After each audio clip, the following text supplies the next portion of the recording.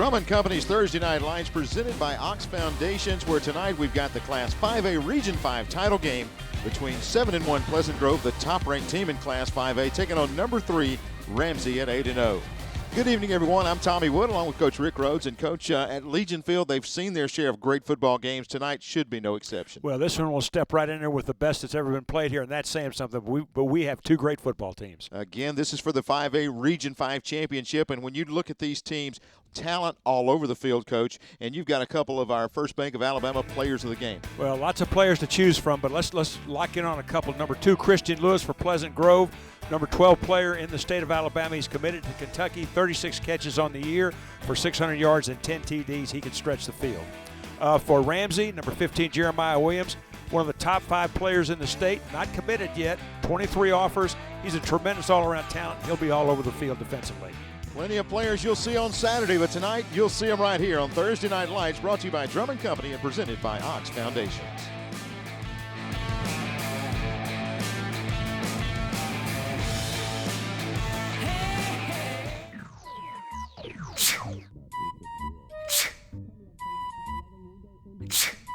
Home making you sick? Moisture and unsafe air from your crawl space can infiltrate your home, causing health hazards and high utility bills. Ox Foundation Solutions can remedy any mold or mildew problem in your home. It's time to get strong. How strong? Ox Strong. Get a free estimate from Ox Foundations. WOTM, your new home for high school sports in Alabama. Tune into WOTM every Thursday night at 7 for the AHSAA WOTM Game of the Week. WOTM available to every cable TV provider in the state. If WOTM is not currently a part of your provider's channel lineup, call and request WOTM. Thursday, October 29th, the Central Red Devils of Phoenix City travel to Oxford to take on the Oxford Yellow Jackets. WOTM, your exclusive TV home for the football Super 7 and basketball, baseball, and softball championships.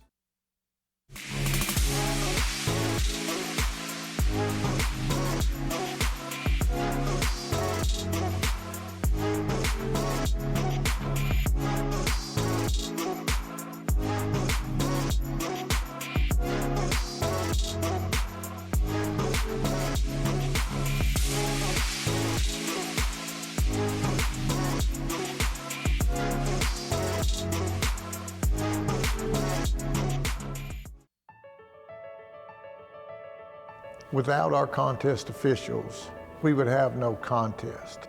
I truly encourage our parents to be a shining example of sportsmanship regarding our contest officials and setting example for everyone, as well as coaches and fans across this state, to treat our officials with respect.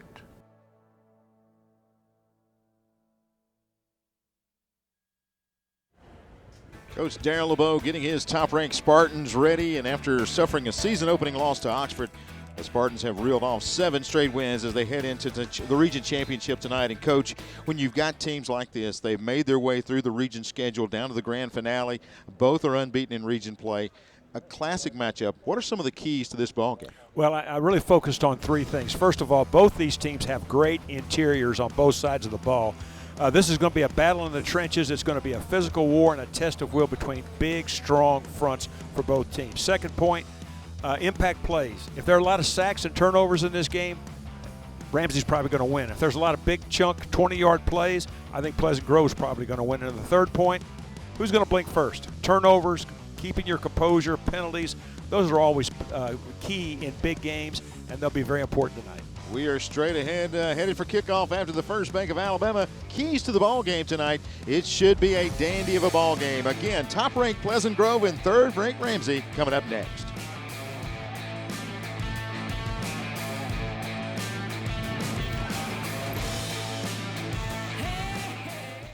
I was finally ready to buy my first home after renting for the last several years. As I started my search, I got overwhelmed by how many websites and confusing listings there are. That's when I found the experts at ERA King. To me, ERA means expertise, reliability, and activity.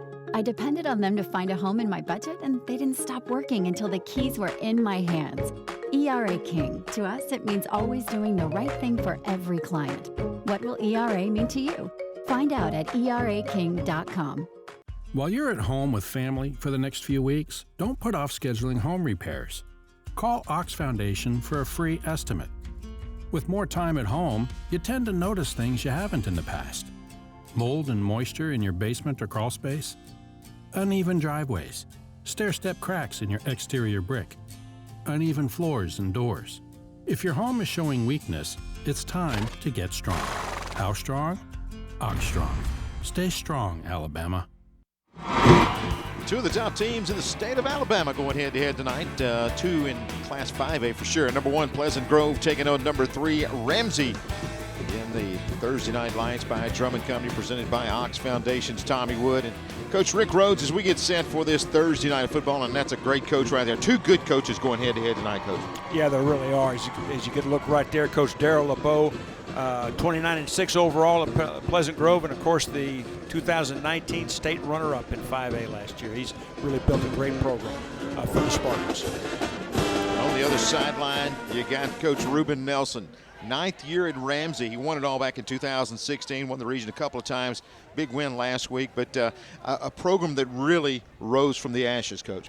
Well, of course, they quit playing football in 1976 until it was reinstated. First 2 years, 3-17. No practice field, no home field. Of course, won a state championship during his tenure there in 2016, I believe. 109-63 overall and 69-35 at Ramsay.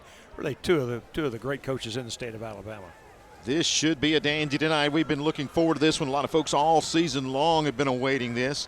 And again, in Class 5A, doesn't get a whole lot better than Pleasant Grove and Ramsay here in week number 9. The final week of region play as the two teams go head-to-head. And we'll get a look at that Pleasant Grove offense to start after the Health Mart kickoff. Of course, Health Mart caring for you and about you. The return from DeMarcus Lacey for Pleasant Grove finds a gap, 30, 40, left side, and he's going to break it down the sideline, and he will take it to the house into the end zone. Opening kickoff all the way back for the touchdown for the Pleasant Grove Spartans. Well, they showed Lacey right before the kickoff, and I started to say to you, partner, you're going to think I'm a liar. Says, now, this guy right here, number 11, can go. And I wish I'd have said it now. That's TD number 14 for him on the year. And you talk about untouched. The Farmers and Merchants touchdown as they will take it to the house from about 90 yards away, and Lacey barely touched. Great blocking up front, and he turns the corner. In fact, I don't believe he was touched as he turned it to the outside and just outran everybody into the end zone, and Pleasant Grove off to a quick start as they lead 6-0. Well, we heard DeMarcus Lacey could run, and you know what? They were right. And the Papa John's extra point is up and good. Papa John's, the extra point, again, bringing you the newest papadilla flavored grilled buffalo chicken. $6 only. Better ingredients, better pizza, better than a sandwich. It is Papa John's.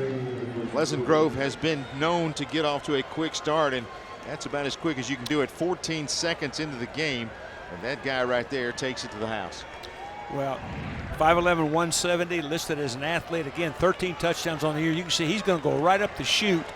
And Jeremiah Williams, number 15, all 4-star him, is going to have a shot at him right here when he veers to the left to the outside. But too much speed in that young man. Right down the left sideline, untouched.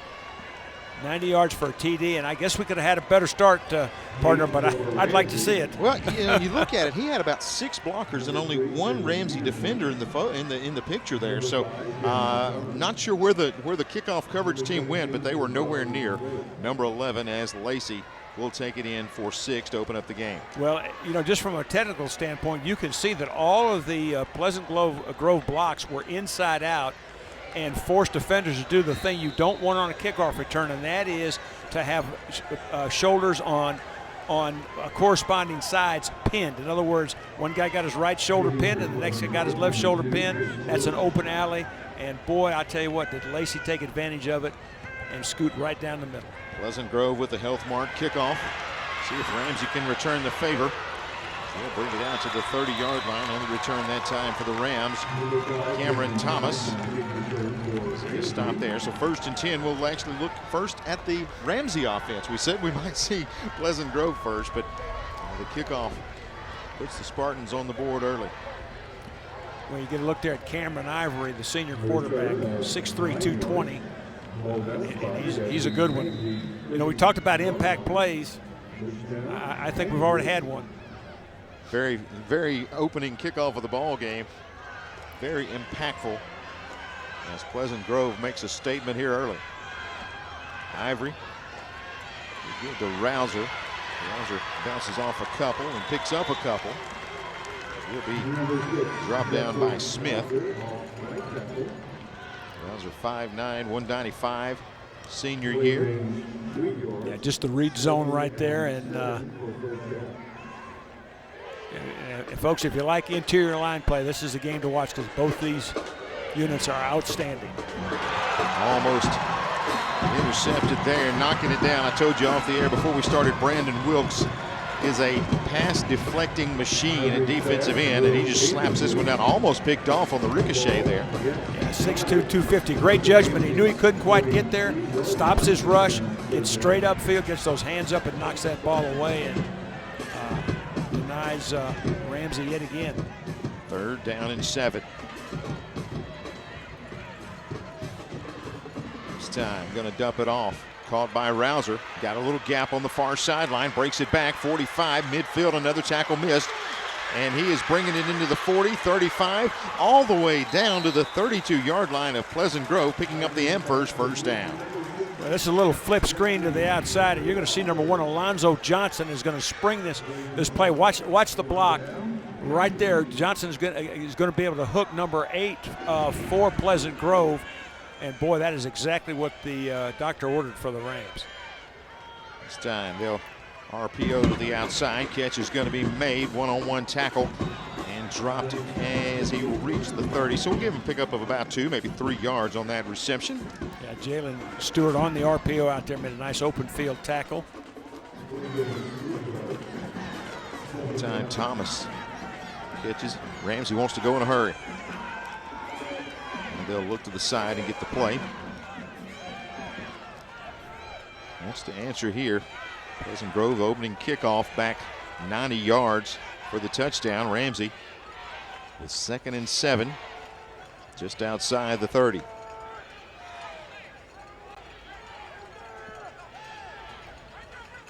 The give to Rouser. There is nothing there. 4 defenders awaited him as he got to the line of scrimmage. Once again, it's going to be 3rd and long for Pleasant Grove. Yeah, get a look there at Deshaun Love, 6 foot 290. But boy, I tell you, he showed some great quickness. Came outside in and ran that zone play down with great speed and quickness at the point of attack and held it to very, very little gain. Actually, Ramsay facing this 3rd and 6. Coach, you've seen it a couple of times on this drive. They get behind the chains trying to get something going. They're facing 3rd and long. Last time a little swing pass bailed them out and changed the field position. This time Ivory throws it out and going to be incomplete. And flag comes in. He was looking for Peterson on a little slant there, and they'll get over the back and pass interference against McCarroll. That's going to be an automatic first down for the Rams. Good job by the Ramsay offensive line of picking up a little X stunt inside. So the pass interference will move it forward, and it will be an first down for the Ramsay Rams. Again, both teams undefeated in region play. You see the slant here, and he goes up to break it. Watch the left hand right there. Yep. See that left hand around Wrapped the waist? around. That's going to get called just about every time. That's Micah McCarroll who was caught on that one.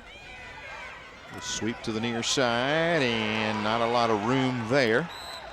We'll keep the legs going and fall forward for a couple. That is Thomas on the carry.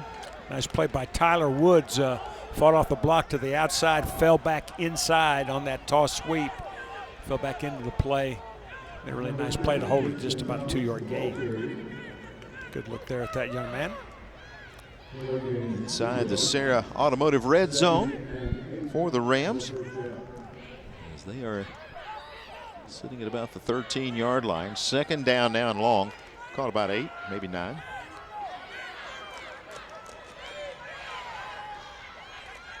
Take the Speed sweep, come back with the screen the other way. Caught. Rouser, 5. Rouser dives for the pylon and will come up shy, but there is a flag back behind him. Going to be a penalty play right here. Yeah, it's almost always a hold or a block in the back in this situation. A little throwback screen, very well designed. The tempo was really good, but you see the holding call, and it's all going to be for naught. Coach, you know, when you get in the red zone, you're down there knocking on the door. Those 10-yard penalties are tough. Well, you're going to get a look just like you saw on Coach's face right there.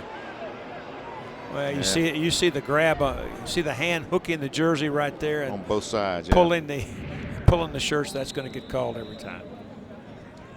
So instead of the hand in the cookie jar, it's hand in the inside the shoulder pads there. That's going to move it back and make it 2nd and 14 now. Throw out there, and it's too short. The time Ivory was looking again for Thomas, just didn't get enough mustard on that one. You had to kind of wind up that throw, and that ball, you know, when you're not able to load up that backside efficiently, that ball's going to either sail or it's going to go low. And that time, timing was a little bit off. That ball hit the turf right in front. So big play right here, 3rd down and 14. Now, you hate to say that, you know, there's such a huge play this early in the game, but this is a huge play now. Ivory send 2 receivers to either side here. Swings it out. Catch is made. Nowhere to go. Pulling defenders forward inside the 20 to the 18-yard line. That's Cook. Nowhere near a 1st down. Going to bring up 4th down for Ramsay. Yeah, that's a nice play by Wilkes again. You know, you read the screen. They didn't block Wilkes. They tried to draw him straight up field to get him to bite on the pass rush, but Wilkes would have none of it. He diagnosed it, worked flat down the line, made a nice tackle. How about a 250-pound defensive end, Coach? You ever have any of those? No, I never needed. I like my guys about 160. That's the way you got him anyway, wasn't it? No, there are a lot of guys that would like this young man. Oh, he's a good-looking athlete. Yes, he is. 4th and 13. Play clock winding down. Yeah, down to 3. Going to have to hurry. Let's say he gets it off. Going to roll out to the right as Ivory's in trouble. Gets away from the first defender. A little freestyling over here to the near side. And he will crash his way down to the 16, but that is shy of the 1st down, and Pleasant Grove going to come up with a stop there. Yeah, that's real good pursuit and a great transition by the Pleasant Grove defense. Play really never materialized downfield. Just nowhere to go with the football. Of course, you see big pressure right there. Now you notice that's number 5 right there. That's Shamarius Davis, and watch who's in on the final hit. Shamarius Davis. Go. That's a way to keep the motor running right there. Good play by Davis. Smith as well. Yeah, that's a great 2nd and 3rd effort right there. So now the Pleasant Grove offense takes over. Deep in their own territory, and they'll go to Lacey. Comes right side. Got a penalty flag thrown behind him. This one's probably coming back with another hold. We knew Lacey was electric, and he is, boy. Just kind of glides. I mean, just glides around the corner there, and nobody gains on him. Let's get the call right here. Will be the hold. And once again, another grab on the cloth right there. Boys, you're gonna have to bring those hands inside, fellas. They have proven that they're going to throw those flags. Got to adjust. So penalty against the Spartans. Darrell LeBeau there, looking on. Historic Legion Field. And we said a lot of great games here, and we'll talk a lot tonight about Legion Field and what it's meant to this state over the years. Perryman drops back from his own end zone, going to throw it deep, got a man. Catch is going to be made and pushed out of bounds. Huge gain and an first down as Furlow. Looks like he's the first one out to practice on the far boundary. Yeah, this is a fly pattern. Actually, I think it's a little X route right here. The corner is caught in between. It gets sucked too far inside, and the ball is timed extremely well. And another big play for this very high-powered Pleasant Grove offense. Furlow played a lot of running back last year, kind of a slot man this year, but you'll see they want to get the football in his hands a lot because he and Lacey, along with Lewis, are just explosive players if you can get them the football in space especially. Hand off up the middle this time. Good stop defensively. Tommy, I don't want to argue with you, but the position that I had written down here for Furlow was he plays dangerous. Yeah. It's his position. That's a good spot. I'm going to tell you, he is an extremely talented young man. Well, I tell you, this Ramsay defense only gives up 7 points a game. They've been rock solid all year, but I dare say they haven't seen the weapons that they're going to see tonight. And on the other side of the coin, probably Pleasant Grove hasn't seen a defense, except maybe one other time, nearly as good as this one. Time Perryman flips it on the outside. Catch is made by Coleman. Just a little turn-in slant route, but Justin Jackson, the senior cornerback, was right there to bring up this big 3rd and 4. Down right here, Coach Darrell LeBeau, you got plenty of options here when you've not heard from Lewis on the outside yet, but that's a guy that can take it the distance. And we've got a timeout. We'll continue in a moment on Thursday Night Lights.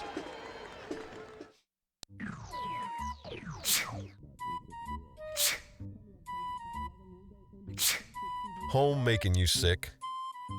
Moisture and unsafe air from your crawl space can infiltrate your home, causing health hazards and high utility bills. Ox Foundation Solutions can remedy any mold or mildew problem in your home. It's time to get strong. How strong? Ox Strong. Get a free estimate from Ox Foundations.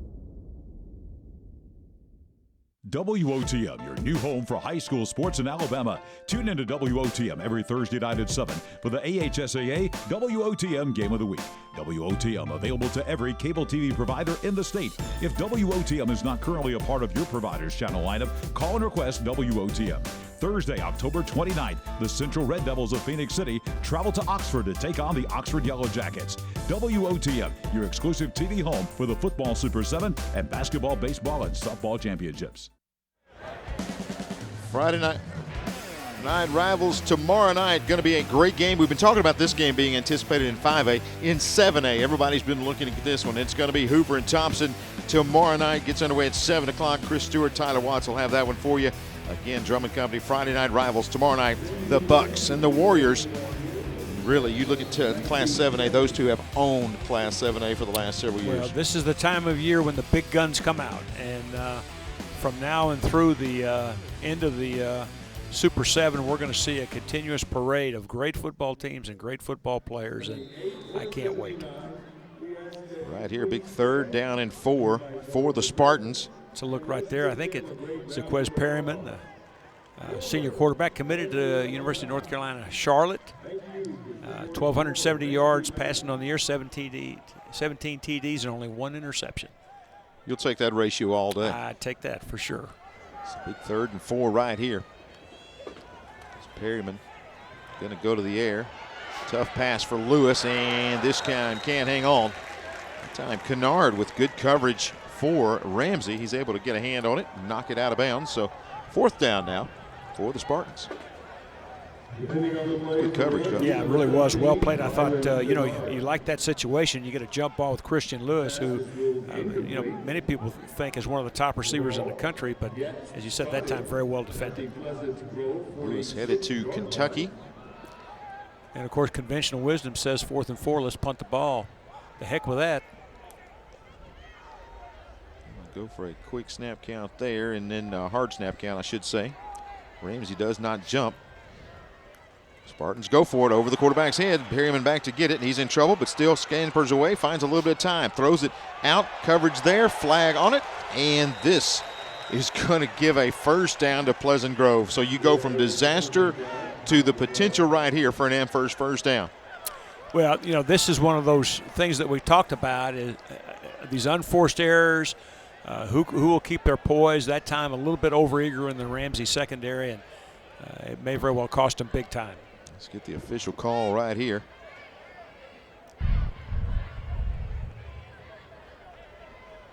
Nice interference on the defense. So it will be an first down. The snap over Perryman's head.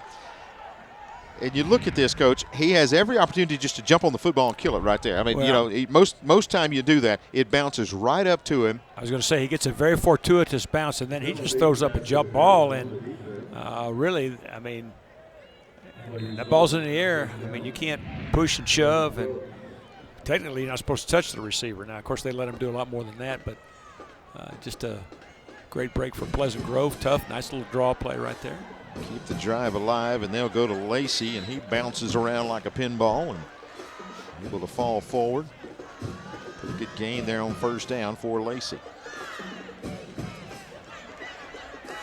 5'11", 170. Plays a lot bigger than that. He runs like a tough 200-pounder. Yeah, But he still has the speed of, I guess, so average would be 170. So he's a 200-pounder on the power side, about a 150 on the speed side. So you average it out at about 170, and he's an all-around good back. It's a good throw and catch right there to Lewis. He'll spin to the 25-yard line. It should be another Amherst first down. Got a good look there at how soft Lewis's hands are, and really just a nice throw by Perryman right there, just effortless now. That slant to the inside snaps that thing off. You'll see it right here. Nice job of driving the ball in right under the pads, just where you want it. Nice throw and catch, good route. Both of those guys very smooth. Perryman's delivery is just looks effortless. Yep. Lewis with great hands pulls that one in. This time flipping it on the outside. This is going to be inside the 25 to the 23, and that's Furlow on the catch. Good job of pursuing an open field tackle there by number 15, Jeremiah Williams, who we featured. Number 3 player in the state, 4-star recruit. People have him connected to Auburn and Florida, among others, but to this point hasn't made that decision. Showed a lot of speed coming down the line there in pursuit.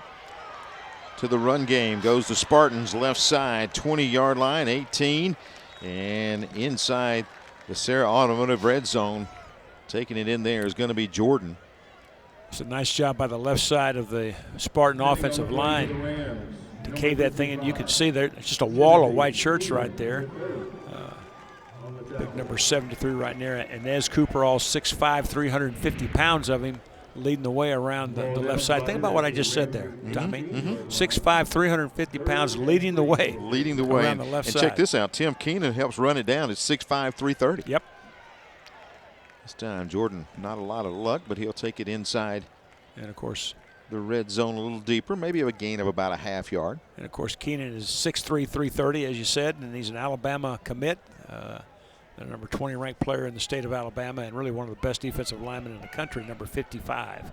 Number 22, Markel Jordan. 4th down and 3. Pleasant Grove. Looks like they're going to go for it here again. Why wouldn't you? Got Lacey in the backfield. As he lines up. I don't know if we're going to a shootout there. Or a couple of wrestling moves there, but we're going to go with Perryman. Got pressure, flips it out there into the end zone, and almost a catch by Lewis. Could not hang on. That is great coverage without drawing the flag. Williams out there in coverage. Yeah, Jonathan Williams, who gives up a lot. He's only 5'11", 150, but you watch, he's right in his hip pocket. But how about that last little move where he kind of just steps away? Look at that. Yeah. Lewis just, it's hard to describe what he just kind of hopped back, got both hands on it, just couldn't pull it in. Yeah, it looked like Lewis was going to be able to pull the ball in. I don't know whether he was distracted or maybe was fooled a little bit because there wasn't any contact. You know, he expected to use a baseball now. He expected the fastball and got the changeup, and it kind of might have thrown his timing off just a hair. So here comes Ramsay. He'll take over at about the 19-yard line, 1st down and 10. Ivory and Rouser in the backfield. Going to be Rouser. Stops, tries to go outside. They'll track him down. Maybe a gain of 1. That is a good defensive play. Ken Mapson leading the way for Pleasant Grove. Yeah, just really nowhere to go up front. Good job by the Pleasant Grove interior of holding their ground, playing their gaps, and getting off blocks. It's going to be fun to watch in the trenches all night, Coach. Yeah, it really is. It's really been a man's game in there tonight, I'll tell you. This time Ivory will step back, got a man, Throws complete into the open field is going to be Johnson. Inside the 40-yard line is Johnson. Far sideline. Can he outrun him? Yes, he can. And a Farmers and Merchants touchdown for the Ramsay Rams. Well, I tell you, Tommy, here's a color analyst for you right here. Throw it at me. Alonzo Johnson, 6'2", 185. He can run. Look at this speed. Watch this slant right here. Watch him break. This runs right over the safety. And watch him put on these jets right here. He just runs away from the Pleasant Grove secondary. There's nothing they can do with that speed. And into the end zone is Johnson. And now the Rams are an extra point away from tying things back up. Boy, what an explosive. I mean, you know, a simple slant route right there. The safety's right there. And, I mean, Johnson would have none of it. The Papa John's extra point coming up there. Of course, Papa John's got the new Papadilla flavor, that grilled buffalo chicken. Well, that right there is worth about 3 of them. Williams with the extra point. The kick is up, and it is right through there. And we are knotted up at 7. Everything we thought it'd be as number 1 and number 3 battle tonight at historic Legion Field on Thursday Night Lights.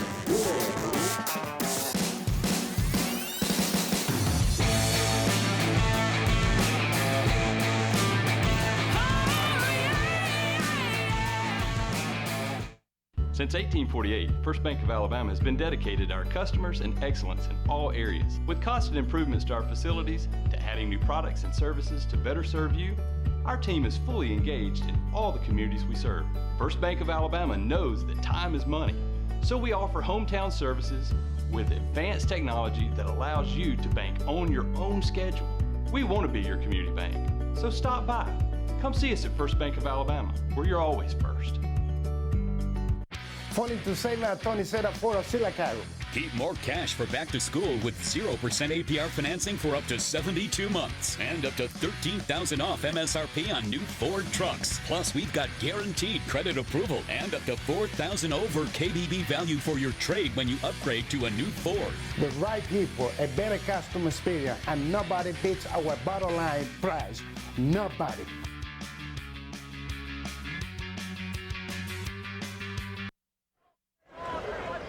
There's the man of the moment right there, Alonzo Johnson, 6'2" senior.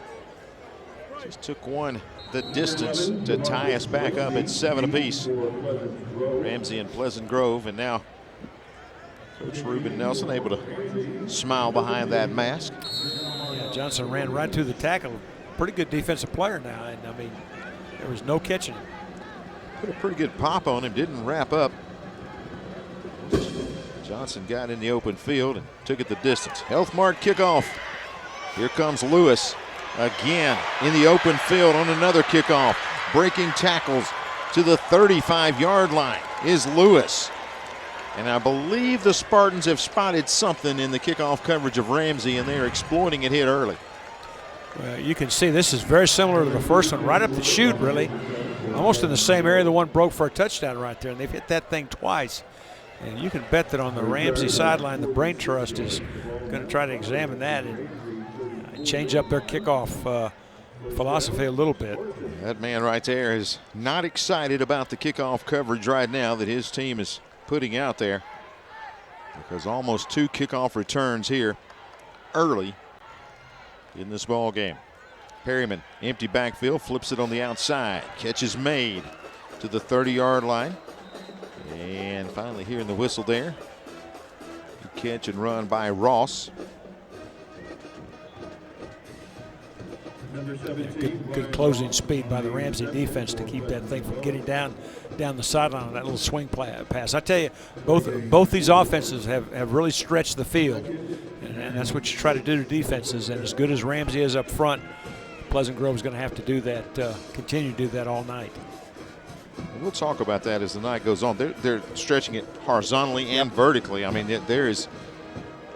they make you defend every inch of the turf. That time a throw across the middle caught by Lacey.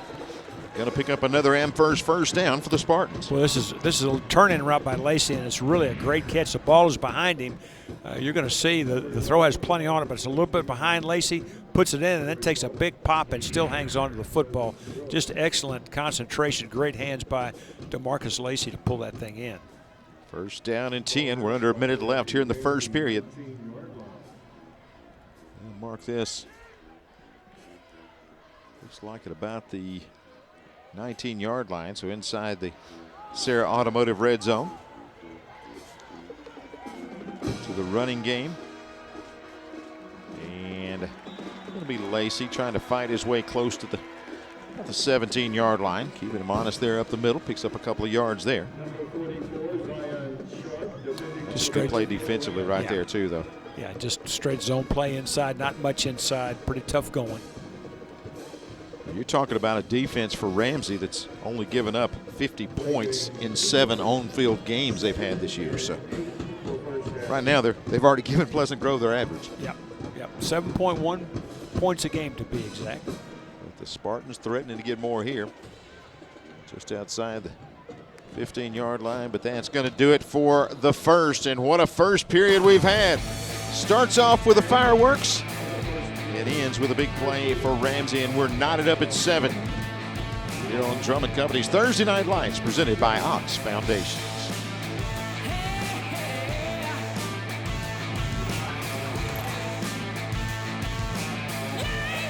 In Alabama, school spirit is in the air on Friday nights. At Farmers and Merchants Bank, we're giving our customers the opportunity to show their school spirit every day with our new Spirit debit card. We've designed a unique card for every Calhoun County school that includes the school's logo. So every time you use the card, you're showing your school spirit. Come in and get your school spirit debit card today. We've got spirit at F&M Bank. Service, solutions, and strength. Member FDIC and equal housing lender. We were looking to sell our starter home and move into our dream home. After looking at all the options, we chose to work with ERA King. ERA means easy, responsive, and attention to detail. ERA King made the entire process of buying and selling a house easy. From helping us decide on a listing price to navigating the final closing, our agent worked with us every step of the way. ERA King. To us, it means always doing the right thing for every client. What will ERA mean to you?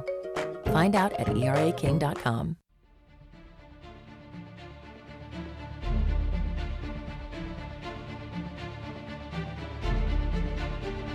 I got back my smack talk touchdown, hole-in-one, 3-point home run, hat trick, pavement pounding, record-setting goal across the finish line. Because Core didn't give up, I didn't give up, and I certainly didn't give in. I'm gonna get back to doing what I love. I'm gonna get back to winning.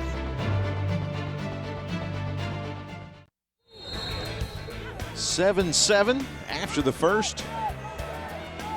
Pleasant Grove, the #1 team in Class 5A. Ramsay in at #3, both of them undefeated in region play. Ramsay trying to knock on the door here, and Lacey's going to take it to the 10-yard line, maybe a little bit inside. That's a nice run by Lacey, inside linebacker for Ramsay. William Hardy, #2, was unblocked and sitting flush in the hole, and Lacey gave him a leg and took it away, and ran untouched for another 6, 7, 8 yards after what could have been a play hit right at the line of scrimmage. Inside the 10 at the 9-yard line, handoff to Lacey, finds gap, and he's in there. That time you saw Lacey kind of weave his way, and when he saw the gap, he accelerated for the Farmers and Merchants touchdown. DeMarcus Lacey into the end zone, his 2nd touchdown of the night. This inside zone, and watch to the right. Watch him find that little keyhole daylight right there. Makes the backside cut, but most importantly, once he makes that cut, he gets straight back up north and south. Great runner on his part, great vision, and boy, has he been impressive. So the Spartans go back on top, 13-7, leading over Ramsay. An extra point delivered by Papa John's, and that kick is up and right through there. In a 14-7 game, Pleasant Grove leading by 7 in the early stages of the second period. And Lacey putting it on display for the state to see tonight. Well, this is great vision right here. And that little cutback right there. Watch him get north and south right there. There it is. That's it. Right there. He's a real emotional guy, too. You can see on the sideline. Exactly. He goes over. It's just business. Yeah. See that little upfield cut now? That's so important because it runs him away from that safety to the upper part of your screen. It gets him back on a straight line to the end zone. Just business as usual for that young man. Plenty of high school football coming your way. Don't forget, next Thursday night, we're back here on Thursday Night Lights on My 68 and WOTM. Got a dandy from Lamar Field in Oxford as the top-ranked team in Class 6A, the Yellow Jackets, hosting the Central Phoenix City Red Devils. That game at 7 o'clock next Thursday, right here on My 68 and WOTM, presented by Ox Foundations. Coach Darryl LeBeau with a word with his quarterback, Zyquez Perryman. And he's headed to play at Charlotte next year. And we're sure, as we talked about a little bit during the break, there are plenty of players on this field that will be playing on Saturday next year.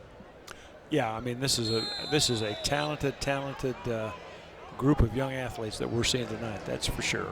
The Health Mart kickoff from Pleasant Grove. Gonna hit and a roll out of bounds. So break there for Ramsay. Get good field position. Got a little extracurriculars right there. Good job by Markel Jordan of being the peacemaker.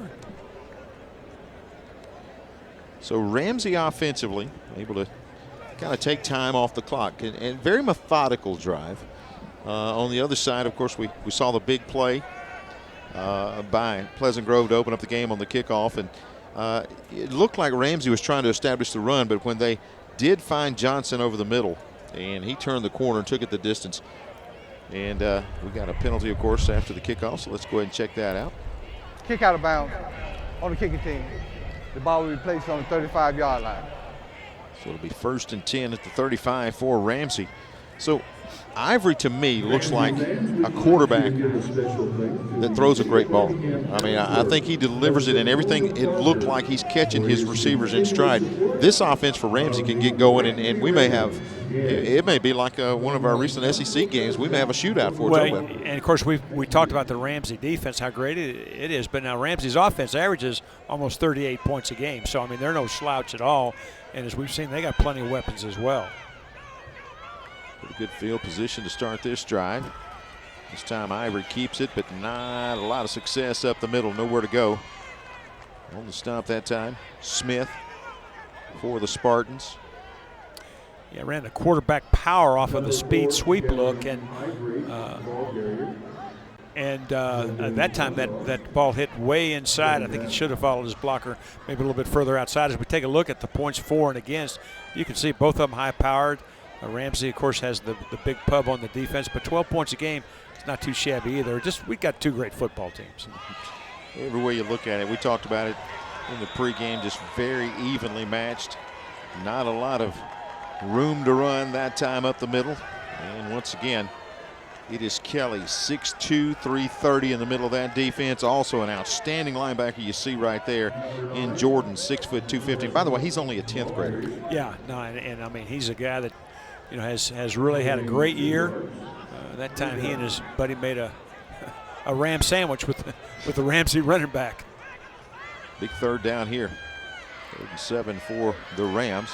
Pressure coming, going to go with a little bubble screen, trying to get inside. Some blockers can't do it, and another play defensively by the man we talked about, Brandon Wilkes.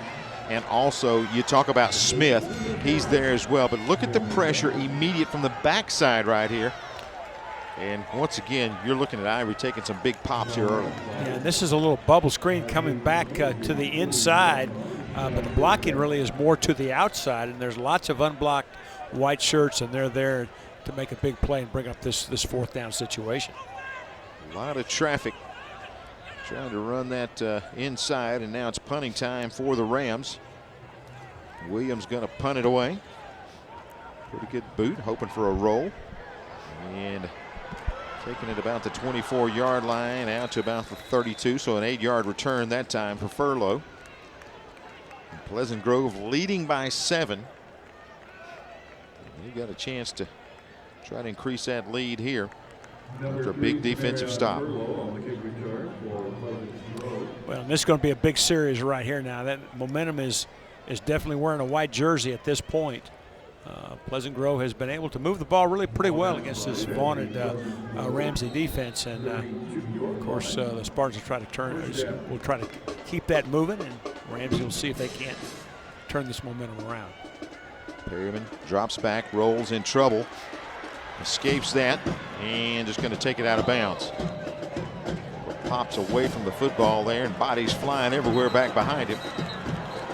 And there'll probably be some pushing and shoving. And yep, we'll get that. About the 35-yard line.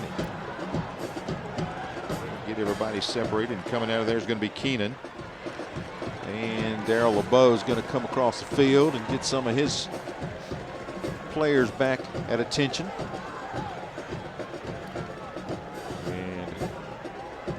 See LeBeau there.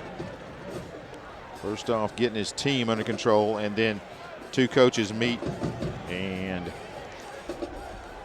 I guarantee you, neither one of those gentlemen won any of that. Well, you know, as the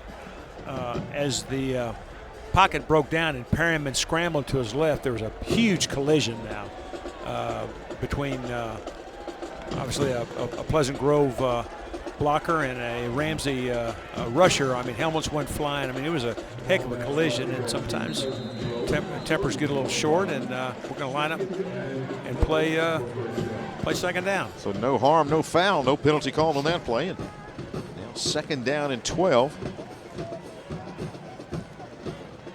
Perryman going to send three receivers to his right and drop straight back. Going to flip it out there. Good coverage on the boundary.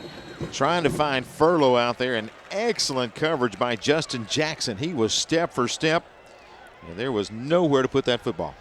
Well, you're exactly right, Tom. This is a fly route right here, and you can see not only is he step for step, but he's going to force that route into the sideline, and even if that ball would have been caught, it would have been 2 yards out of bounds. That's just an excellent defensive play by Justin Jackson right here, the senior cornerback. Now, big play for the Rams. 3 and out, get the football absolutely back. They're trying to come up with a stop right here, and facing 3rd and 12.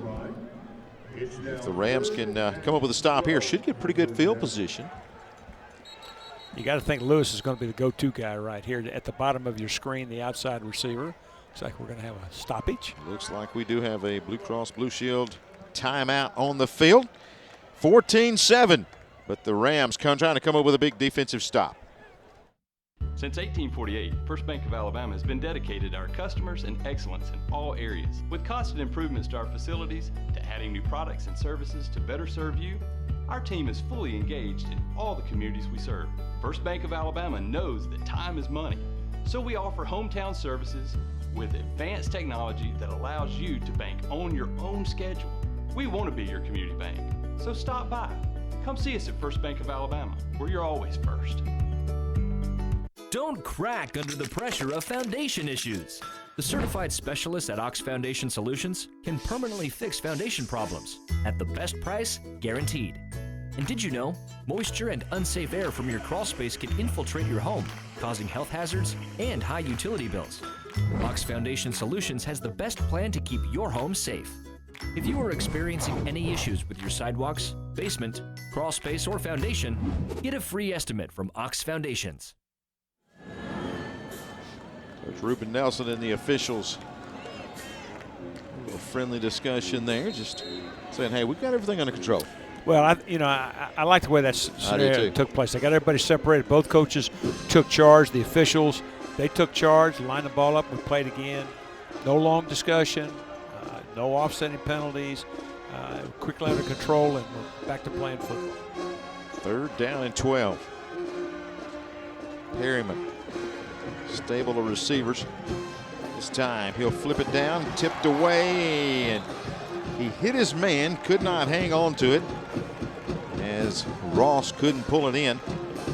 Almost a pick there, and again, you look at the coverage by Ramsay, and he is surrounded when this football is delivered.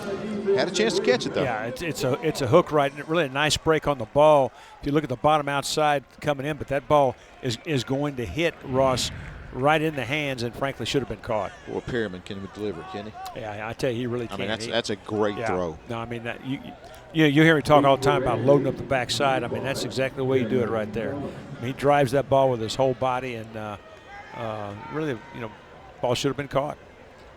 So Ramsay with a big stop. And the play clock may have expired. I believe it did. delay game, offense, 5-yard penalty, still, 4th down. All right, so that's going to move it back. Now punting, as he'll take the snap. If you want to talk a little bit of the 10-yard line. Yeah, if you want to talk a little bit about hidden yardage right here. Yeah. However deep this punt is, just subtract 5 yards from it. And games like this, every yard's precious now. And he's going to be bobbled, and then trying to break out. There's going to be Furlow. Furlow breaks 3 tackles. He'll get it out to about the 33-yard line. He will be shy of the 1st down. But again, a huge play by the Ramsay defense. Furlow looked like he thought it was going to be blocked. Let's see here. The snap kind of wobbled in there on him. There was pressure, and I believe it may have been blocked. But Furlow able to get out of there and almost make a dynamic play. Well, Tom, big stop. Yeah, I think you're right. It either would have been blocked or Justin Jackson would have taken it right out of his hands and running for an end zone, because he was there in plenty of time. And I think Coach wanted that ball blocked or wanted the play stopped right there.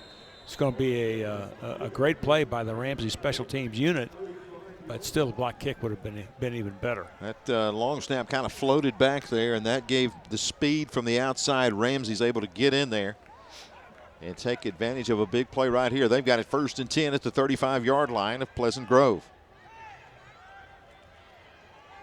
Ivory back, got pressure from behind. He is thrown down. That is Kelly, 6'2", 330, the junior, by the way. All right, maybe a senior there, actually. Read my paper wrong. Well, you're going to see this is a nice outside rush. Watch him coming from the top of your screen, and it's the old one-hand wraparound, and just pulls him in and pulls him down. Great quickness and obviously great upper body strength to pull him down one-handed. Now this Spartan defense going to try to come up with a big stop of their own. That'll bring it back outside the 40 at the 42-yard line. You know, that's such a huge play in so many ways. I mean, now, 2nd and 17 makes real tough down and distance-wise. Catch made, slips 2 tackles to the 30-yard line. Good running. And inside the 30-yard line, that is a good play there by Peterson to pick up positive yardage. Yeah, just a little hitch route to the outside. This ball's delivered really well, too, now. That ball's right on the money. And a nice job of getting back upfield. A little jump cut right there and just keeps running through tackles, shows good upper body strength, and picks up a nice gain. So 3rd down. About 1 right here for the Rams offense. Maybe they're trying to overcome that big play on 1st down with a big sack. As they have 3rd and 1. This time Ivory hands it off. No, sir. Nowhere to run that football. They tried to go with Cook. And once again, the defense for Pleasant Grove all over that one. Leading the charges, number 5 right there. You see him, Davis, in there for the stop. Well, if you watch from the right of your screen, he comes unblocked off that right end position, comes at an angle. When you run that stunt, you try to aim for a spot 2 yards behind the offensive guard, because that's where that zone play is most likely to hit. And that time done by Davis to perfection, and brings up really the biggest play of the game to this point. Huge play here, 4th down and a couple. Ivory going to go to the air. Throwing it down the end zone. Going to get the holding call at about the 2-yard line as he just kind of grabbed him there. That time, Woods in coverage. About to give up the touchdown, and he just goes with the jersey. This is the old upper hand on the back to pull the receiver back to you. 1st down. And that's going to get called every time. So the pass interference call will get us into the Sarah Automotive red zone, and we'll move it down inside the 15 to about the 13-yard line. What a nice job by Ivory of buying himself some time and really throwing a ball that would have been completed for a score had it not been a penalty. Really showed a nice touch. Tommy Wood and Coach Rick Rhodes here with you on this Thursday Night Lights. We have got a great game brewing right here. Pleasant Grove up by 7. Ramsay trying to answer. Out in the flats it goes. Great catch. Climbing the ladder, pulling it in at the 5-yard line. That is Thomas with the catch. Yeah, they're going to clear out with the outside receiver to the right of your screen and run a speed out to the outside, and watch him get on top of that ball. You know, the key to that catch is getting those hands on top of the ball and pulling it back down to you. And really just a great concentration by that young man, Cameron Thomas. 2nd down and 2. Ramsay knocking on the door, trying to tie things up here midway through the 2nd period. Ivory with the give. It's a gap and taking it down to the 2-yard line. Should be 1st down yardage for Rouser. And they will say yes, it is an Amherst 1st and goal from about the 2. Yeah, got a little bunch set and blocked it very well off tackle as Ramsay goes quick. Same play, whistle on the play. Flag comes in. And looks like they had too many folks on the field. Spartans call the timeout before that penalty as they tried to sub. Ramsay knocking on the door when we come back.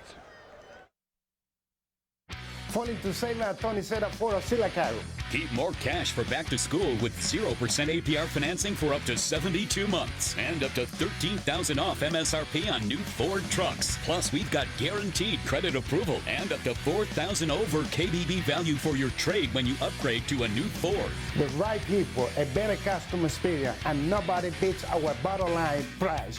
Nobody. WOTM is the television provider for all Alabama High School Athletic Association championship events and special programs. WOTM is your home for the Super 7 football, state finals basketball, baseball and softball state championships, the AHSAA weekly show, and WOTM also produced the first ever football playoff show, Super 7 preview show, and reclassification reveal show. Your exclusive home for all things AHSAA is WOTM. Contact your local cable provider to request WOTM to your channel lineup. Thanks to all the folks making high school football happen for us here on Thursday Night Lights, including Sarah Automotive. Great folks to know there. Of course, Tony Sarah Ford, Sarah Nissan, Sarah Honda. Thanks to the great folks there, including General Manager Don Wood in the Sarah Automotive Red Zone. And that's where we find the Ramsay Rams right here inside the 3-yard line, about the 2, with a chance to tie it here as they will break from the huddle. They'll go power football right side, helmets flying everywhere. Let's see. And it looks like he got in there. Let's wait. Yep, there it is. And there is your F&M Farmers and Merchants Bank touchdown for the Ramsay Rams. It was Timothy Keenan whose helmet went flying. All 6'3", 330 pounds of him. The Alabama commit in there in short yardage. Gets good movement at the point of attack. Real good running right here. Got that little diamond formation. Got his pads under everybody else and found that gap, got in the end zone. So Ramsay, an extra point away from tying this thing up. Of course, extra points tonight brought to you by Papa John's. Better pizza, better ingredients. It's Papa John's. Extra point right here from Williams for the Ramsay Rams. So we'll try to tie things up with 5:52 left here in the 2nd period. And flag before he can get that kick away. Encroachment, defense. Half the distance to the goal, still 1 on time down. Pleasant Grove into the neutral zone. Look at, I think that's Rouser they're showing right there. He gets those tough yardage in the middle, yards in the middle, and that last run showed just that. He looks like a guy that gives you tough yardage. Just a tough ball play, yeah. Papa John's extra point is up, and it's through there. So we are tied. 14 apiece, 5:52 left here in this first half. We expected a great game, and boy, we're getting it. Yeah, this has had everything you've wanted. Look back at that last drive. We saw down there again the red zone. You flip it on the outside. Your man Thomas comes up with a catch. That's a big play right there too. All right, watch him get on top of that thing, pull it down. Boy, I tell you, that is really a spectacular catch. And then again, watch Rouser get underneath everybody, keep those feet moving, and You know, it is so important in a game like this that when you get the break, you know, the muff snap on the punt and get great field position, you got to turn it into touchdowns. Field goals won't get it. You got to get in the end zone, and that's exactly what that young man did right there. Jeffrey Rouser, the 5'9", 195-pound senior running back. Tied up at 14. Again, folks, this is for the Class 5A Region 5 crown tonight. Both teams come in 6-0 in region play. And as we said, these teams so similar when you look at all the stats, you look at all the figures, sizes, just about every facet of the game. These two are almost identical. Well, you even look at comparative scores against opponents. They're within 2 or 3 points of each other. They are just dead even. Healthmart kickoff going to be taken by Furlow for Pleasant Grove. Retreats back, breaks the first tackle, breaks the second tackle, turns on the speed down the far sideline. They'll shove him out of bounds. But Furlow, we talked about him being dangerous. He shows it right there, and Pleasant Grove will start this drive in great field position again. Watch this move right here where he's going to stop, throw the defender by, now put it in another gear, escape another tackle, and right down the sideline. And I don't know who the special team coach is for Ramsay, but he might want to find something else to do at halftime. Yeah, I think I would find somewhere else to go because that has been a struggle here in this first half. And I mean, every kickoff, you're starting in Ramsay territory, this time at the 40-yard line, first and 10. And that's really the worst return they've had. And it was a great one. Go to Lacey. Lacey pinned up on the sideline. He'll spin back, fall forward for about a yard, sets up 2nd down and 9. Good pursuit that time from the Rams. Gives you a good idea how good that Ramsay defense is. You saw a lot of gray shirts around the ball. And as Tommy said, great pursuit to the football. They just swarm, and that's been impressive here in this first half. Well, they have a great combination of size and speed on that side of the ball. But Pleasant Grove has negotiated them reasonably well in the first half, too. Perryman looks to the side, throws a slant, catch made by Lewis, breaks a tackle. Lewis open field. Lewis for a Farmers and Merchants touchdown for Pleasant Grove. That combination has been able to connect for 6 plenty of times. That time Lewis into the end zone for another Spartan touchdown, and they go up again by 6. Well, you've got to make these tackles from the top down. If you go diving at knees and try to tackle low right here against a good receiver like that in the open field, there's going to be more than a few times you're going to see them dance into the end zone. And I tell you something else I've been impressed with, especially in their medium and short passing game. The timing of the Pleasant Grove passes have been really, really exceptional. I mean, balls are thrown right on the break. Watts with the extra point is off to the right. That could be big. But a big touchdown for Pleasant Grove puts them up by 6. 4:51 left in this first half.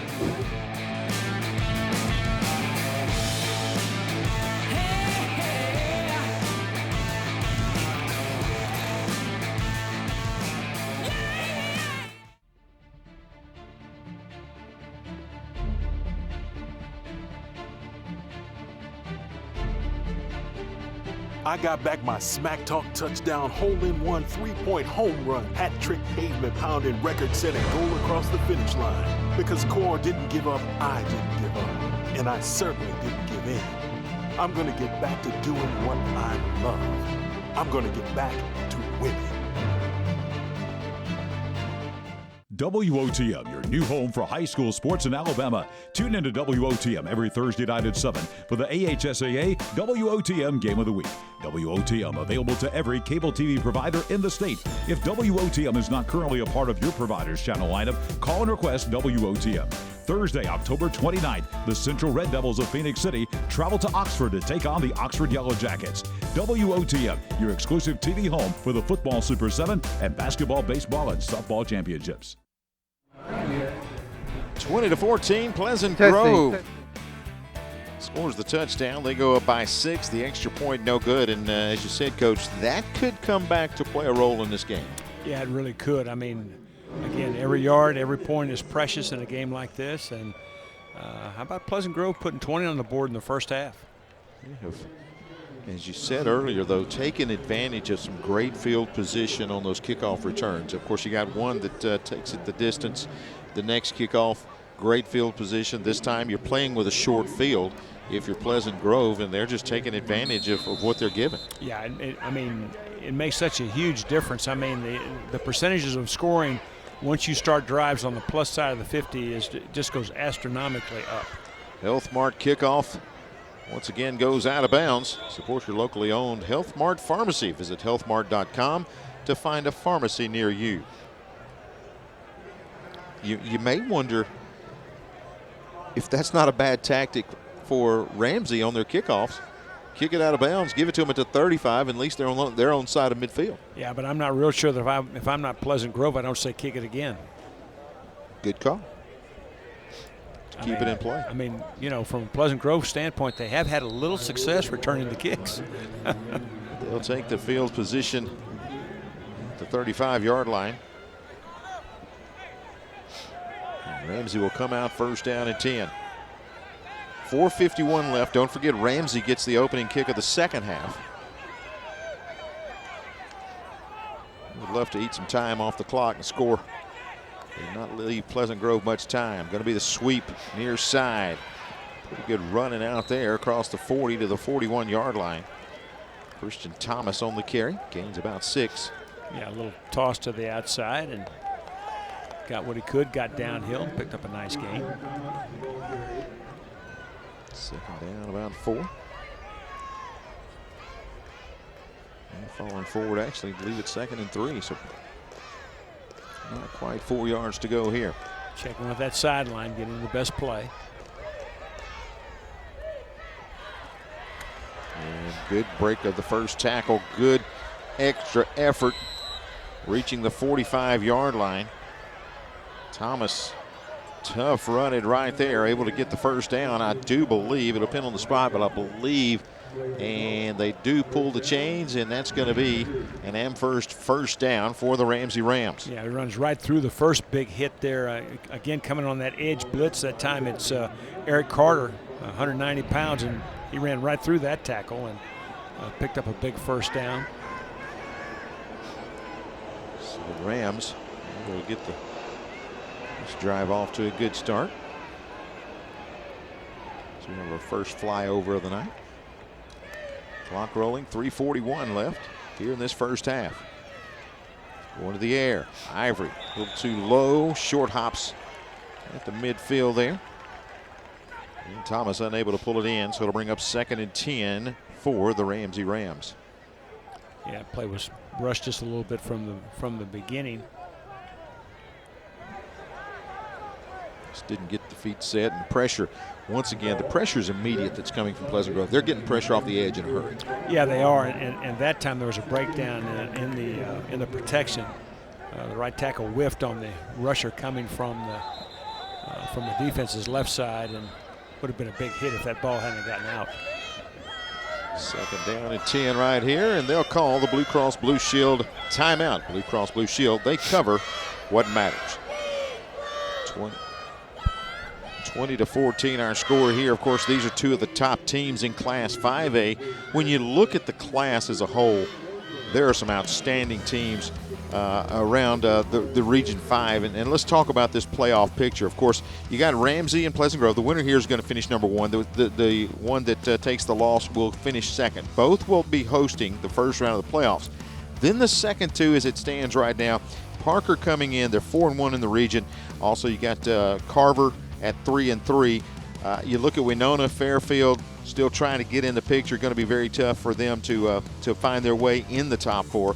John Carroll 1-5 in region play. Cordova has had a tough time this year, 0-6 in the region.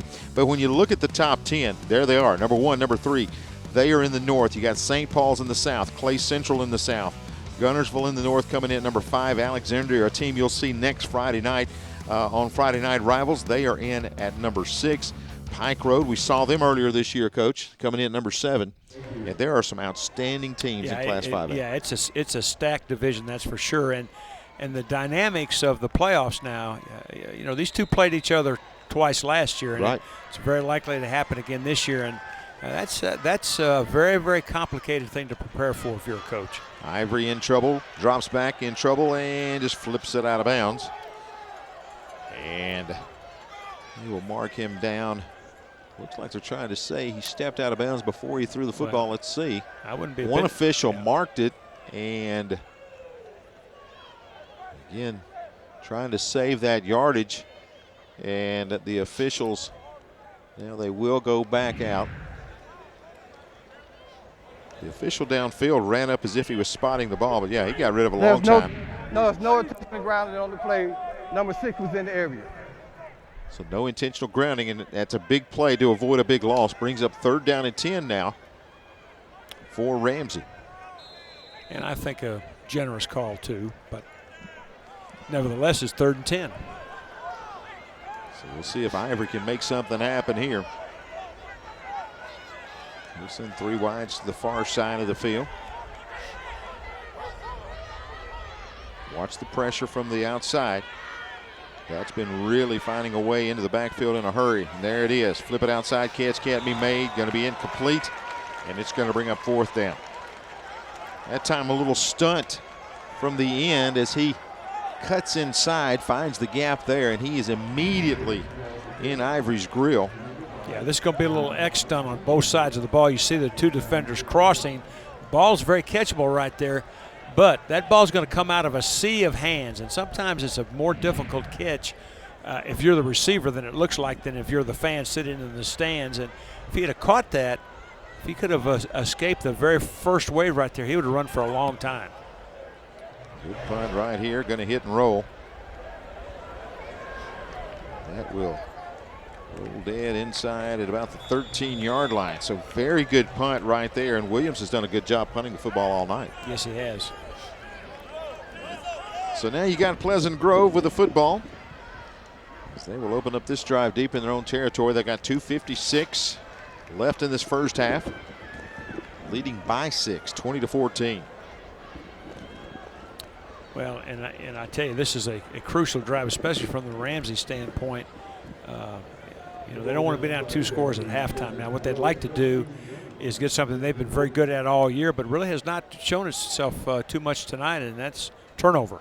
They'd love to get positive field position again and turn this into 6.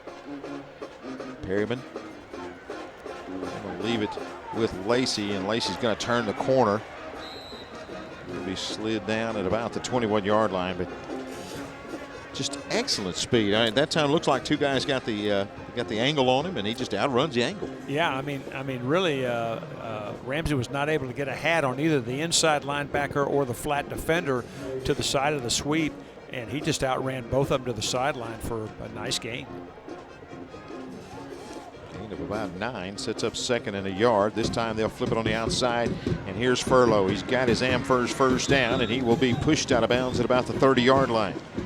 Yeah, that's a really nice block by Braden Coleman, the other receiver to that side. He does a really nice job of hamming up the corner to that side, able to outrun, Furlow is able to outrun the safety, and the block on the corner right there gives him a chance to spring for, again, another nice gain. We'll go back to Lacey. Lacey slides through the defenders, and he'll pick up another first down across the 40-yard line to the 43. Boy, as we saw on that touchdown run, just that little slide and then the quick acceleration, he does the same thing right here, Coach. Well, he's just such a good back. I mean, just see him explode up through there, you know, runs through this tackle, get a little extra yardage. I mean, and those are things that you really can't teach. And he just has such great instincts right here, and really is he kind of is like smoke going through a keyhole. He just finds where that open area is, and he just oozes through it. And if the field is a couple of yards wider, he's probably still running. Absolutely. Give on the near side, breaking a tackle, running through defenders across midfield and into Ramsay territory. That's going to be Shelton on the carry.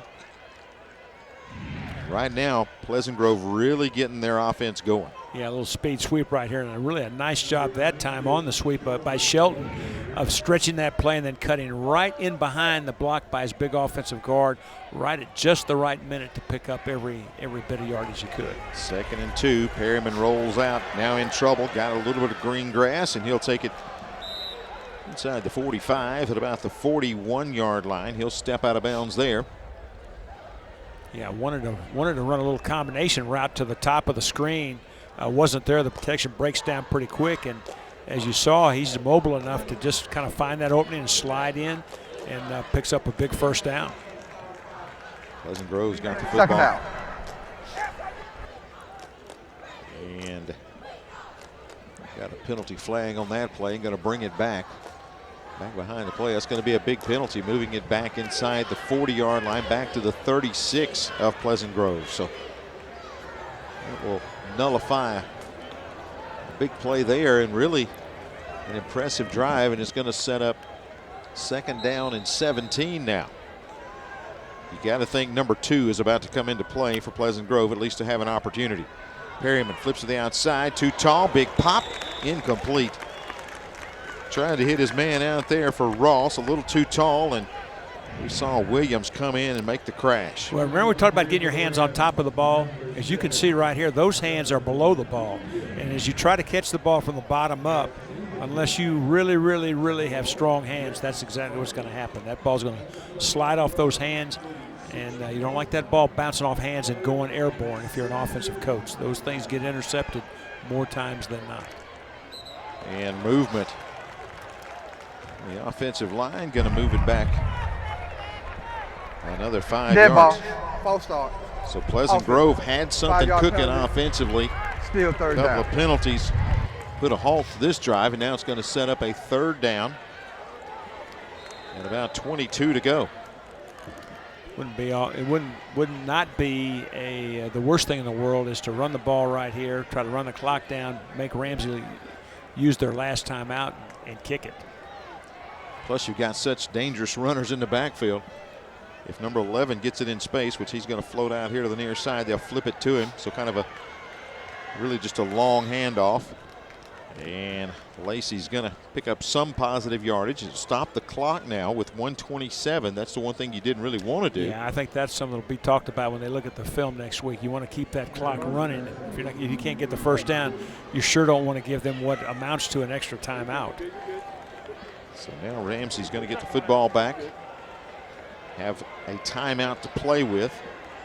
Still about 127 remaining, but looks like Pleasant Grove going to line up as if they're going to go for it here on 4th and 12.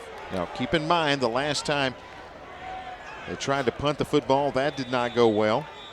And Coach Darryl LeBeau frustrated over there on the sideline, and he's going to take a Blue Cross Blue Shield timeout. We'll take it with him.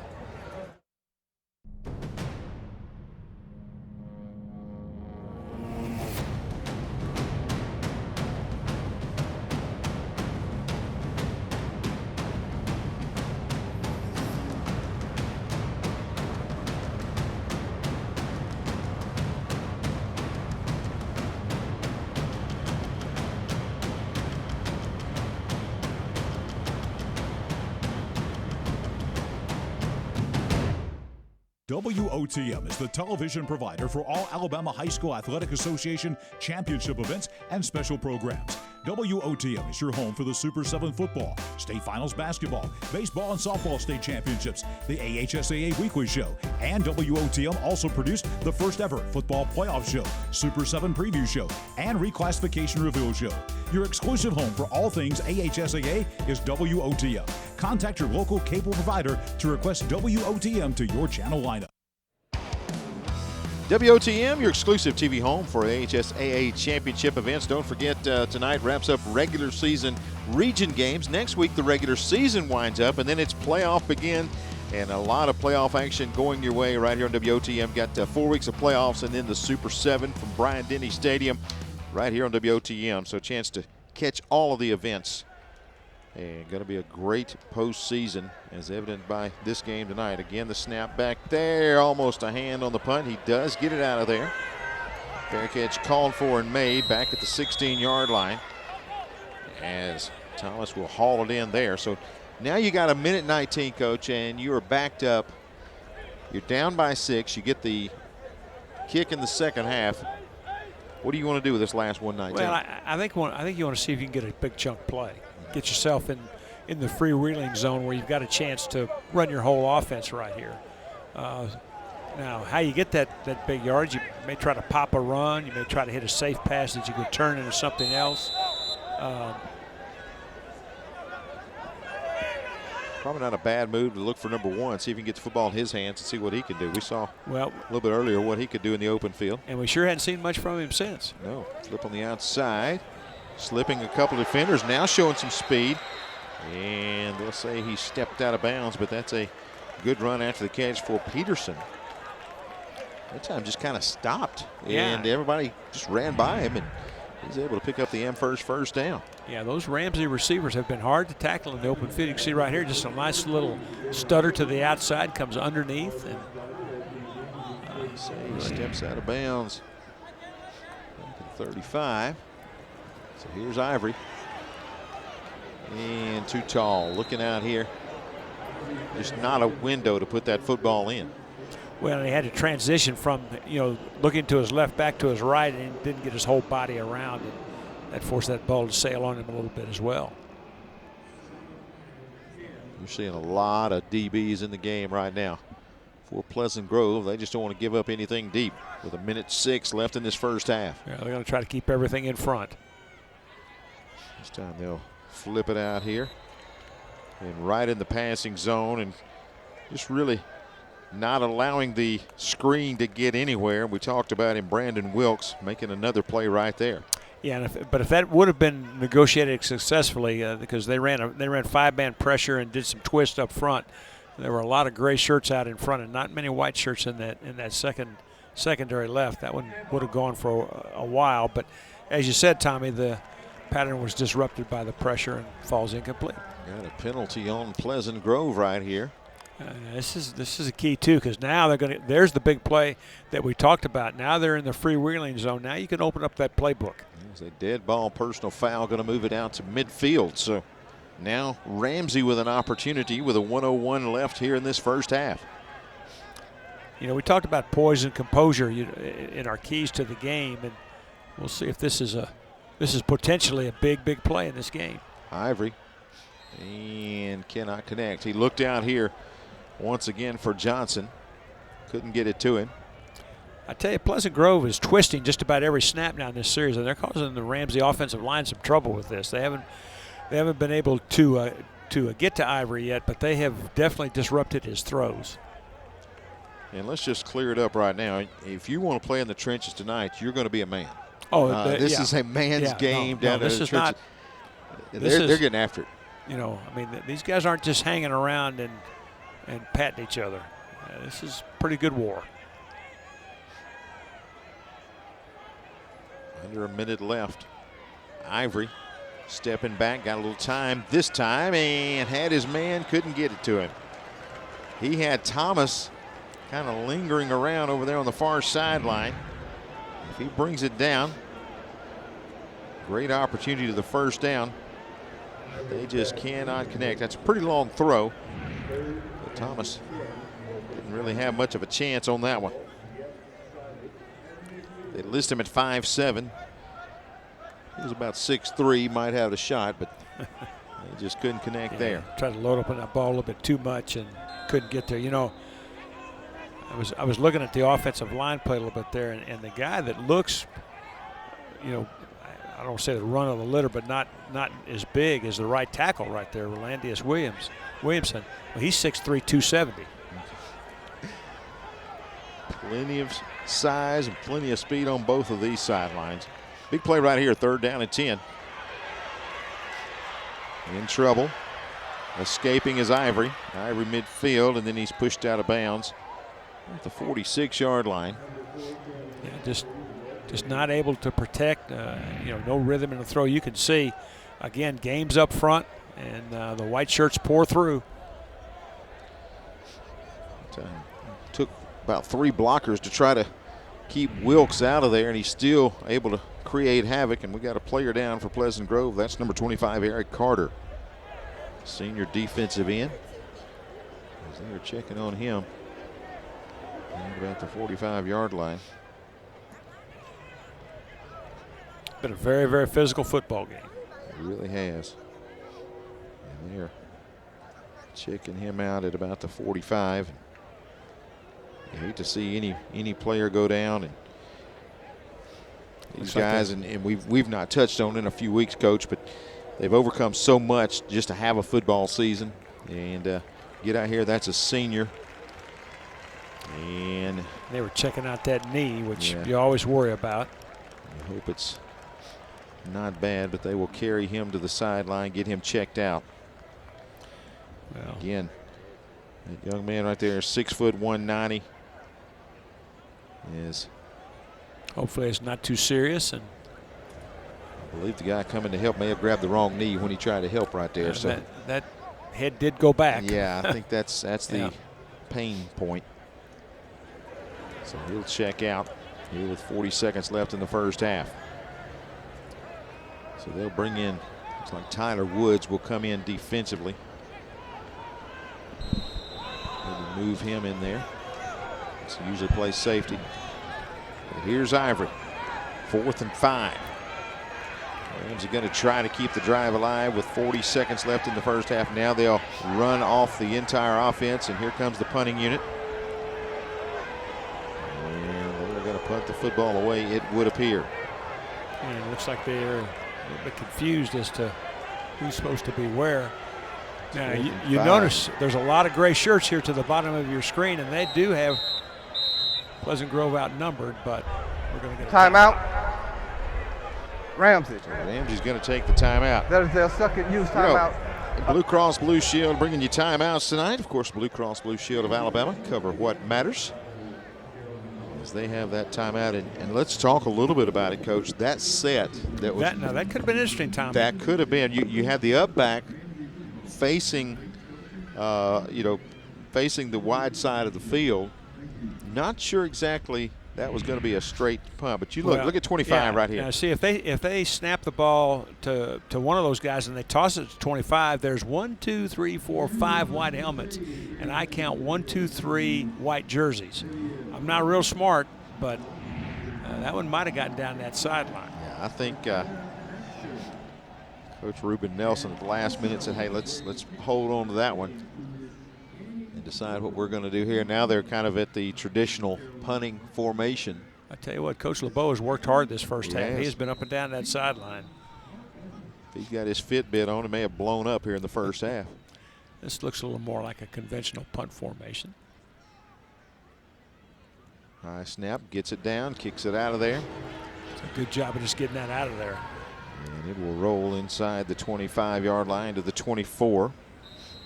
And clock will stop with 29 seconds left in this first half. And if there was a flag on the play, let's see.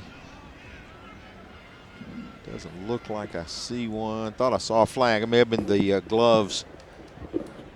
Yeah, I think Williams had laid the gloves down, and it's going to be Pleasant Grove football, 1st and 10.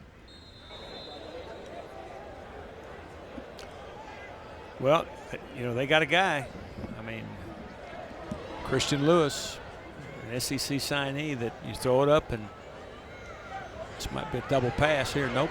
You go to Lacey, and he's able to get you a few yards, and a little extra push right there, and I think the officials might have come in with that one. Well, James Jones hits Lacey out of bounds, and then Lacey hits James Jones. So that's right. A little swing pass. The ball's thrown behind the line of scrimmage. I thought it might be a double pass. And gain of about 9, 2nd down and 1. Lacey's just so versatile. That's the key to watching this guy. Perryman right here. A little out route, caught, pushed out of bounds. It's going to be Coleman hauling that one in for an Amherst first down for the Spartans. It's good picking up that first down, but those 5-yard plays aren't going to get it done here with 18 seconds left.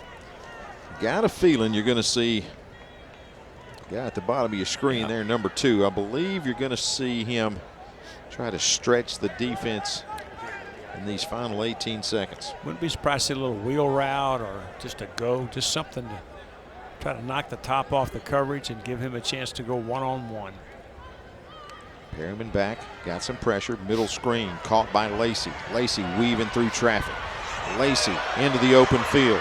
to the 40-yard line, near sideline 30. Lacey 20, 15 to the 10, and he is shoved out of bounds. 6 seconds left on the clock, and Lacey is pushed out of bounds after easing his way into the Sarah Automotive red zone. Yeah, this is a great call. I mean, this is the other guy on the field that you cannot forget about. And again, just watch these cuts on a dime. Puts it in another gear right here. Folks, we're seeing a great running back right here tonight now. This kid is something special. As he will take it down, throwing it up for grabs in the end zone. Lewis is there, nowhere to put the football, and he's out of bounds with 2 seconds left. It's going to bring up second down. Of course, a field goal here would make it a 2-score game, but I don't think that's going to be an option now for Pleasant Grove. Their kicker has not been that dependable tonight, so I think the ball's going to end up in 2 or 11's hands. Big play right here. All comes down to this in this first half.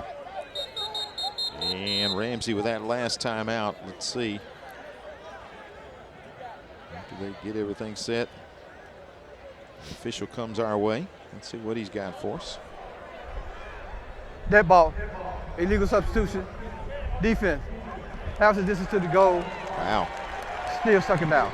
That's going to move it inside the 5-yard line. That's a big penalty. They had 12 guys out there. One scampers off now.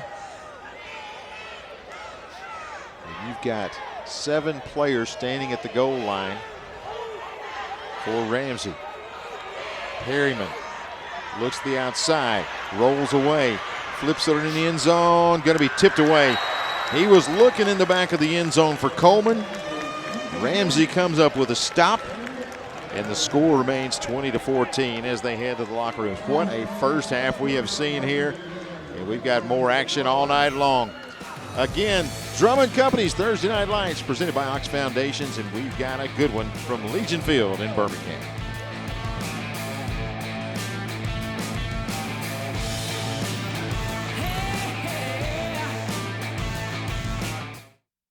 The NFHS Learning Center is the leader in online education for the interscholastic community. At nfhslearn.com, you can find over 70 courses, including more than 30 free courses, such as concussion in sports, heat illness prevention, sudden cardiac arrest, and protecting students from abuse. To learn more, visit the NFHS Learning Center.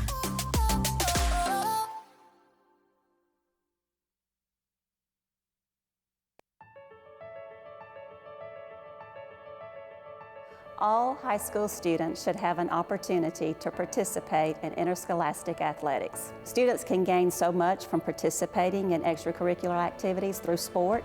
Not only do they learn sportsmanship, they learn respect, and they learn teamwork. All of these are characteristics that students could carry with them throughout the rest of their lives.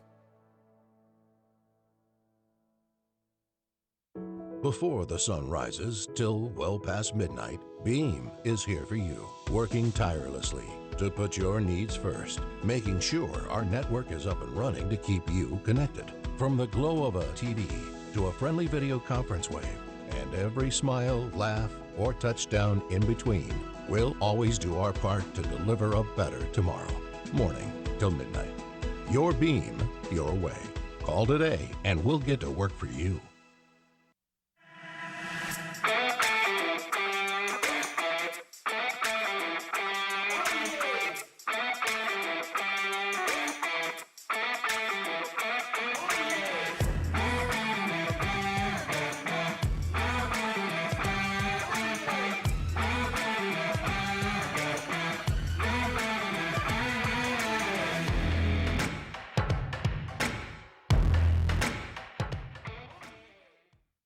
Only to save us at a Honda Silicon.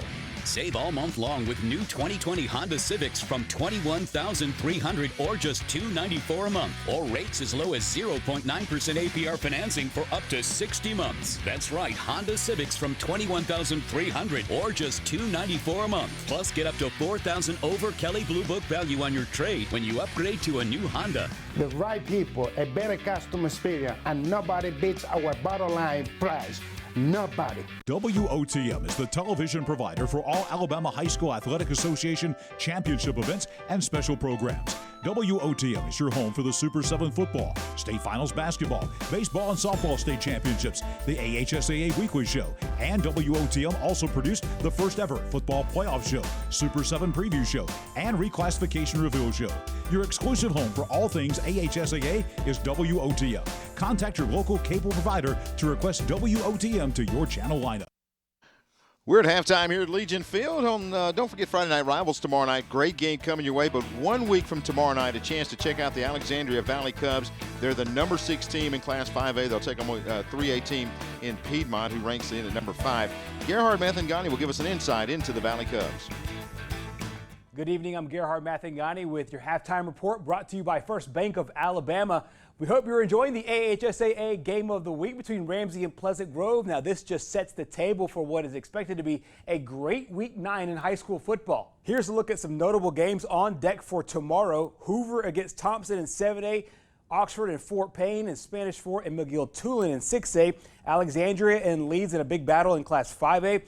Piedmont, Welborn, Randolph County, and B.B. Comer, as well as Brantley and Florala are games across the state with very, very high stakes. Alexandria and Leeds will be a battle between 2 undefeated teams in Class 5A Region 6. I caught up with Valley Cub head coach Todd Ginn on that matchup and more. I feel like we've continued to progress and get a little bit better every week. And I thought from the beginning of the year we had a really good line coming back, and I thought we had some skilled players. We had some speed, and I think through work and preparation, I mean, I can't give enough credit to our coaches and our players on how hard they work and prepare, and just continue to slowly get better and better and better, and I hope that continues. You have a huge win this week against Leeds, another team then undefeated in region play. What do you see from the Green Wave as you assess them? Well, you see, the first thing that catches your eye when you watch Leeds on film is they have 2 really good defensive ends. They both come off the ball extremely well, are very talented and skilled athletically, and that's the first thing you notice. And then you look to the backside of their defense, and they have a safety that looks really good.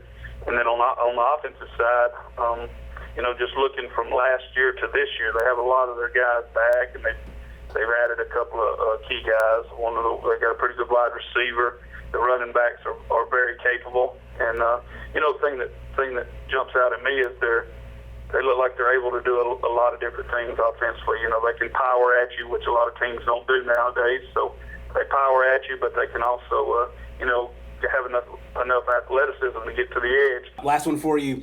Ronnie Royal obviously is a guy I'm sure you've talked about a lot over the course of the last 2 years. My specific question is, talk about the bounce that he's made from last year to this year. What are some of the things that you've seen in his game that he's been able to improve? Naturally, he's gotten more physical, stronger. And but the thing I've told people about Ronnie from the get-go, the thing that separates Ronnie and will continue to separate Ronnie from a lot of other guys is that he is an extremely hard worker. He works his tail off, so it's hard to be. The only people that can really be jealous of Ronnie are people from the outside. There's no jealousy on our team because he pushes himself so hard, he works so hard, and he causes, and the rest of our guys do as well. So when you get in there and you work really, really hard, you want to pull for that guy, and Ronnie just works his tail off. And as far as the progression, he's going to continue to get better because of how hard he works. He's gotten stronger. He's worked on his touch. He sees the field well. Defensively, he's a headhunter. And guys, he plays back there at a safety for us. But a guy like Ronnie can play anywhere on the field. But we play him back there because he's able to use his athleticism and just react. And when you've got these teams now that like to spread it out and throw it around, the seam pass it's not as inviting when you got somebody like him back there that they know is really going to hit them. He's a humble guy. All the stuff that surrounds him, he just comes to work every day, and he's a special guy, to our team, and we like to see him doing well. Coming up next year on the Halftime Report, we will talk about another game, this one in Class 3A, which clears up the playoff picture in one very important region.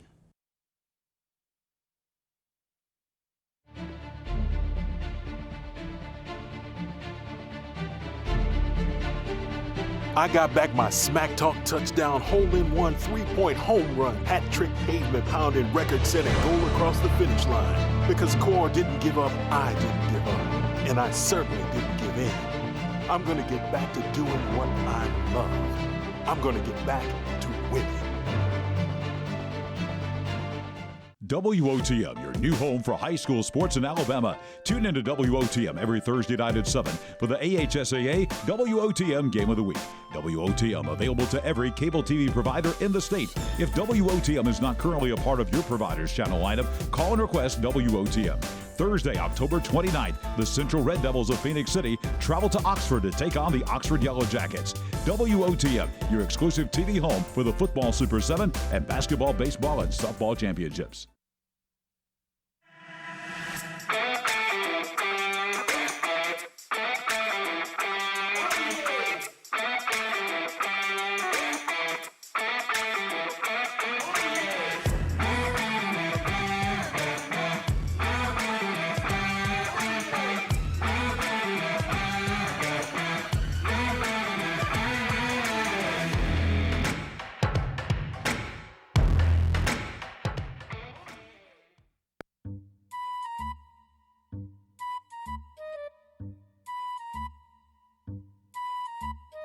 Things a little bumpy in your driveway?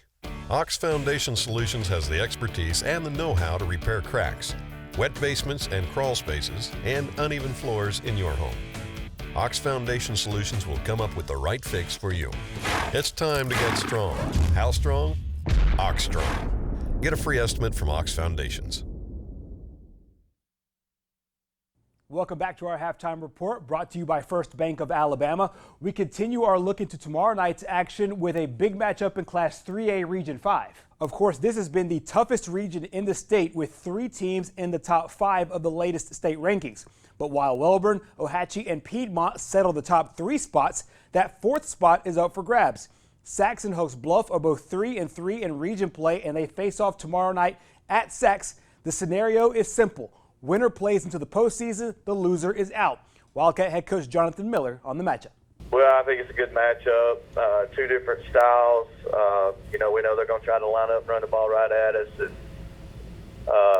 we're going to do some things hopefully to counter that and hopefully use a little bit of our advantage, which is on the speed end. But, they're a good team. They got guys that can run too.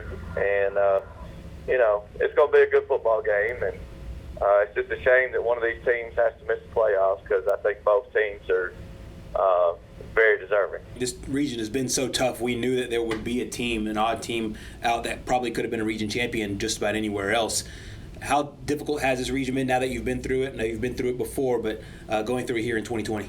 Well, I tell you what, there's a lot of good players. That's the number one thing, is there's a lot of good football players, a lot of good talent on some of these teams, and it makes it tough.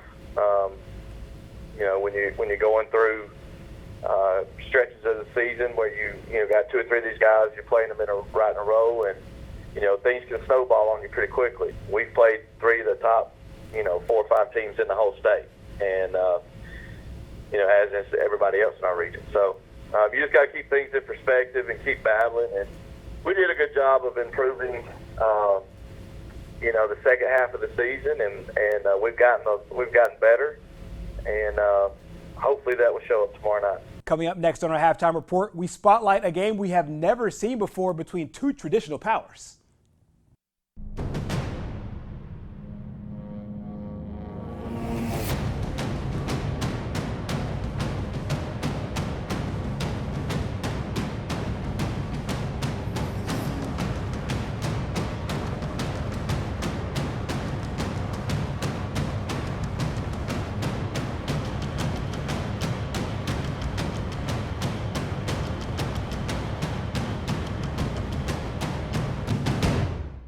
WOTM is the television provider for all Alabama High School Athletic Association championship events and special programs. WOTM is your home for the Super 7 football, state finals basketball, baseball and softball state championships, the AHSAA Weekly Show, and WOTM also produced the first ever football playoff show, Super 7 preview show, and reclassification reveal show. Your exclusive home for all things AHSAA is WOTM. Contact your local cable provider to request WOTM to your channel lineup.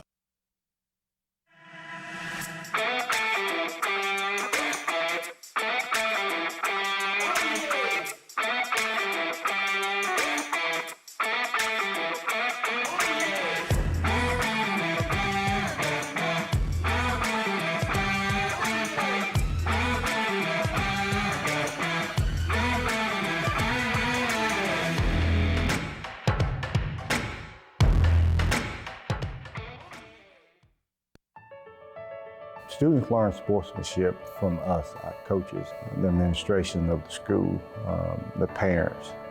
That's how we learn sportsmanship. Sportsmanship is one of the greatest tools that we can give our student athletes. It's respecting the game you're playing. It's respecting your opponent, respecting the field of play. That's what good sportsmanship is, and enjoying the game while you're playing.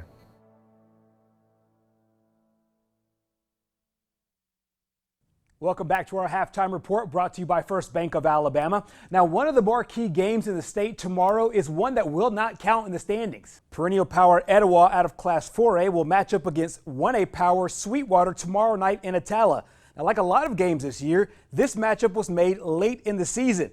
Etowah head coach Ryan Locke describes how the Blue Devils and the Bulldogs made it work. And I got a phone call from Dora that they were going to have to shut down for 2 weeks because of some COVID issues. So immediately, my mind goes to thinking, my goodness, we could go 2 weeks without playing. And, an off week is one thing. You need an off week to get ready, but you definitely don't want to go 2 weeks without competing against somebody. So we began, and also we have not had a senior night. That was another big thing. So not only do we need to find a game, we need to find a game that will be at home. And so you make phone calls, and we called quite a few people. And the one group that would come here was Sweetwater. I found out through calling around to different people that Sweetwater might be looking for a game. I was able to get Coach Thompson's number and reached out to him, and they were looking for a game as well. So we were able to work that out. They're coming up here, and we're fortunate we get to have a senior night and I don't know, fortunate or not, we're going to play a pretty good football team. Well, I think it's important to any senior to have that opportunity to be recognized for senior night. And, you mentioned Grant and Ali and Nana. Certainly those three are very deserving of having a senior night, but so are really all of our seniors. So the senior class is a great group of kids. They work hard. They've gone through a lot with this COVID deal, a lot of uncertainty to their senior season, so it's exciting to have the opportunity to recognize them. At the same time, the coach in me wants them to realize that senior night's special, enjoy it, but when senior night's over with, we got a football game to play. So, I had that conversation with them today. That wraps up our halftime report presented by First Bank of Alabama. We take you back to our AHSAA Game of the Week with Tommy Wood and Rick Rhodes next. Falling to save our Spartans are Silicon. Prices are falling with up to $4,000 off MSRP on new 2020 Rogue Sports and payments as low as $375 a month. That's right, up to $4,000 off MSRP on new 2020 Rogue Sports and payments as low as $375 a month. Plus, take advantage of 0% APR financing for up to 72 months. The right people, a better customer experience. Spartans of Silicon. WOTM, your new home for high school sports in Alabama. Tune into WOTM every Thursday night at 7 for the AHSAA WOTM Game of the Week. WOTM available to every cable TV provider in the state. If WOTM is not currently a part of your provider's channel lineup, call and request WOTM. Thursday, October 29th, the Central Red Devils of Phoenix City travel to Oxford to take on the Oxford Yellow Jackets. WOTM, your exclusive TV home for the football Super 7 and basketball, baseball, and softball championships. the innocence of youth. Is there anything any better? But soon they'll be in high school and facing all the same challenges you faced. How to make friends, how to fit in, how to be cool. We want our children to have everything they'll need to live fulfilling and productive lives. Make sure the kids in your family are among the more than 12 million participants in America who take part in high school sports or activities.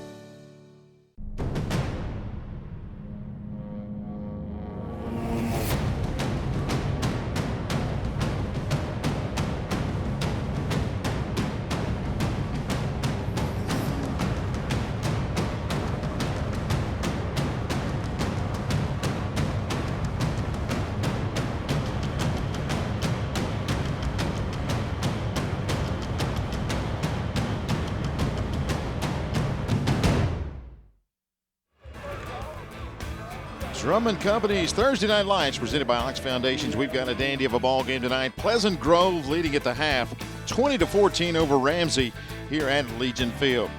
Good evening again. I'm Tommy Wood along with Coach Rick Rhodes, and we have had an outstanding first half. A lot of action going back and forth between these two teams, and a 6-point lead for Ramsay, or for Pleasant Grove, I should say. We talked about it during the break. You feel like Pleasant Grove has had a couple of opportunities to pull away, but Ramsay comes up with some key plays. Yeah, I really felt like, just my gut feeling is that Pleasant Grove had really much the better of it the first half, but it's only a one-touchdown game. So it's been a great football game. The first 5 minutes of the second half now going to really be crucial. Plenty of highlights from the first half. We started off with a bang. The opening kickoff, DeMarcus Lacey for Pleasant Grove, untouched, 90 yards into the end zone, and Pleasant Grove was on the board in a hurry. Well, and he's been the story of this first half. Ramsay is going to try to answer. You can see a lot of pressure, and there was a fair amount of pressure on this young man in the first half. As you can see, this is a very, very physical football game. Defensive coverage that time by Ramsay. They're trying to get into the end zone. That was a fourth down stop. And then the big play for the Rams to get them underway as Alonzo Johnson takes the catch, turns it into 6 points. But the kickoff, once again, big plays for Pleasant Grove. This one almost goes the distance. Well, this has been a huge, huge part of this football game. Pleasant Grove has really hurt Ramsay with kickoff returns. That guy right there, though, DeMarcus Lacey, you said the story of the ball game, Coach. Well, it really has been. He's shown great vision, great speed, just everything you want out of a running back. Not a lot of turnovers in this game, but has gotten loose a little bit. Big catch right there to set up the touchdown down by Jeffrey Rouser by Cameron Thomas on the catch. And, of course, there is one of the premier players in the state of Alabama. That's Christian Lewis. Yeah, Lewis, a great job and a great story this year. Of course, headed to Kentucky to play Husk College football, and he's had a good first half. We talked about Lacey, but a big play to end that first half really sets the tone for the second. So when we come back, we'll talk a little bit about the second half and what we can expect in this great ball game tonight in Class 5A Region 5. Hot under the collar because your basement is full of water? Call a local company you can trust. Ox Foundation Solutions. We use the most advanced water management system to stop water from invading your basement for good. Things feeling a little uneven at home? Ox Foundation Solutions will fix your uneven concrete sidewalk, driveway, or basement in no time. Ox Foundation Solutions has the best plan to keep your home safe. If you are experiencing any issues with your sidewalks, basement, crawl space, or foundation, get a free estimate from Ox Foundations. WOTM is the television provider for all Alabama High School Athletic Association championship events and special programs. WOTM is your home for the Super 7 football, state finals basketball, baseball and softball state championships, the AHSAA weekly show, and WOTM also produced the first ever football playoff show, Super 7 preview show, and reclassification reveal show. Your exclusive home for all things AHSAA is WOTM. Contact your local cable provider to request WOTM to your channel lineup. Since 1848, First Bank of Alabama has been dedicated to our customers and excellence in all areas. With constant improvements to our facilities, to adding new products and services to better serve you, our team is fully engaged in all the communities we serve. First Bank of Alabama knows that time is money, so we offer hometown services with advanced technology that allows you to bank on your own schedule. We want to be your community bank, so stop by. Come see us at First Bank of Alabama, where you're always first.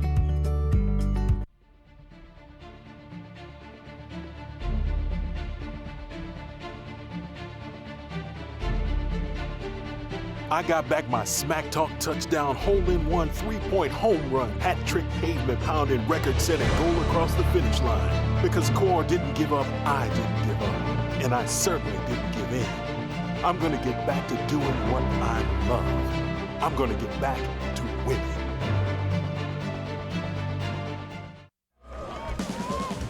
Beautiful view of Birmingham, Alabama, the Amherst building. And again, we thank those folks at Amherst. They are part of our broadcast each and every week on WOTM, also Thursday night lights and Friday night rivals.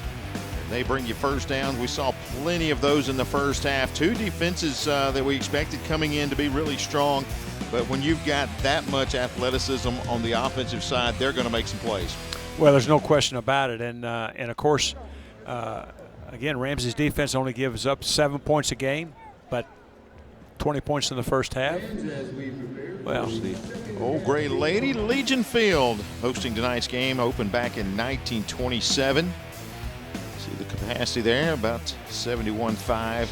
The record attendance, though, in 1996, and it was for a soccer match between USA and Argentina. Of course, the UAB Blazers there, 21-game home winning streak. They'll be in action at Legion Field coming up tomorrow night. On Friday night. Of course, everybody remembers all the Iron Bowls. And Coach, I believe you had a few stories from the sidelines there as we were getting set up. Was privileged to win a state championship at Mountain Brook High School in 1976 on that field. Was there as a member of the Alabama Crimson Tide coaching staff, and also was there as part of the XFL. So I've kind of seen everything from the penthouse to the other house. and I tell you, I know it's outdated, it's all this and all that. If I was king of Birmingham, I'd pour money into it. I'd make it a show place because I still think it is the best place in America if you just want to watch a football game. The sight lines are tremendous, and I hate to see it go. I know we're building a beautiful new stadium in Birmingham. That's a great thing, but there's just something about Legion Field. It's kind of like Yankee Stadium to me. So. We had a chance to go over and catch a UAB game a few weeks ago and see the Blazers play, and it's a lot of fun to go back there. And you just, a lot of the younger generation really does not understand the historic value of what Legion Field has been over the years, and so many Iron Bowls. And just high school championships. So if the walls could talk, there would be some great stories. Well, when I worked for the Thunderbolts, of course our offices were in Legion Field, and every once in a while I'd get there early and just kind of roam around the place. And yeah, they do kind of talk to you. Healthmart kickoff to open up the second half. Of course, Healthmart caring for you and all about you. And Ramsay going to try to get a big return.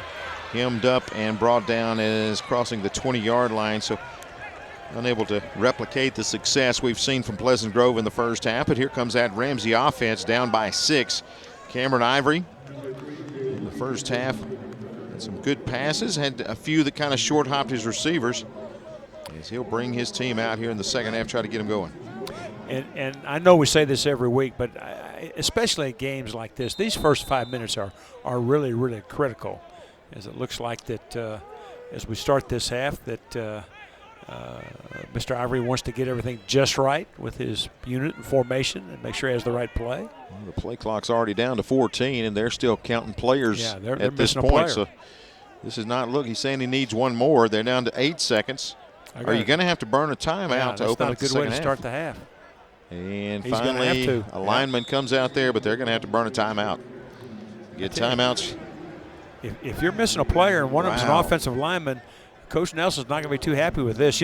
There are a lot of different units you play in personnel, but the last time I checked, all of them had 5 linemen with it. I think so. And you circle that right there, because in a game like this, a timeout late in the ball game could be huge. And that time having to burn it, just getting the personnel right out there to open the second half. Doesn't send a real good message to your team either,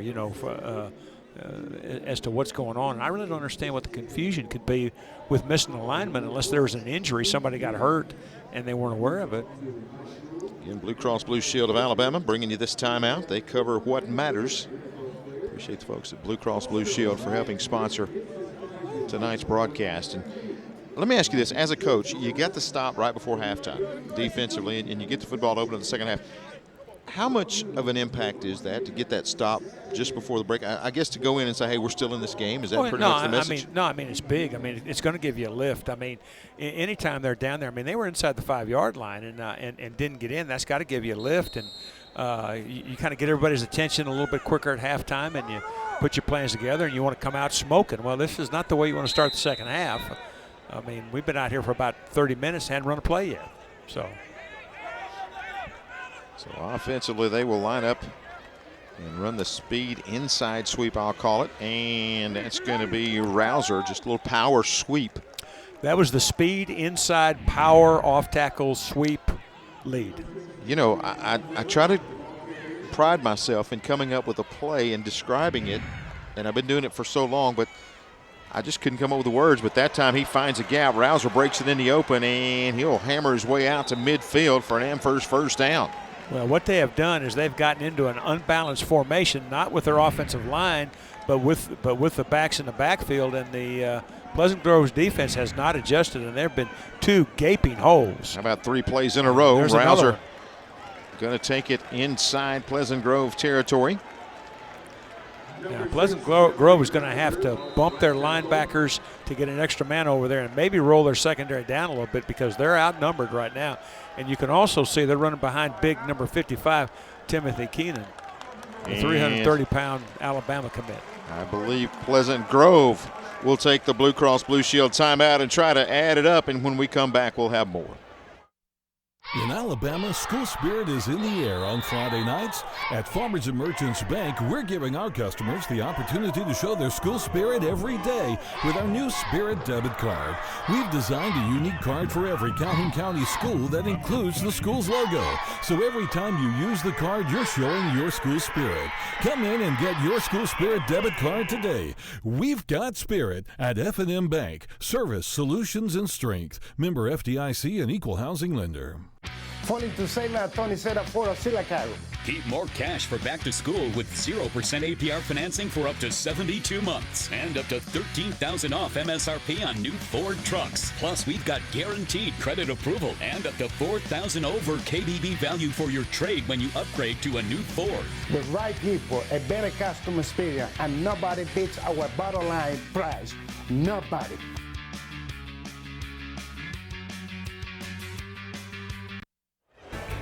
Folks down in Troy territory checking us out on HD channel 259. Want to welcome aboard the Troy Cable Company as they are jumping on the WOTM family. We appreciate those folks being a part of it, and welcome all the folks watching us down in the Troy area here tonight on this Thursday Night Lights.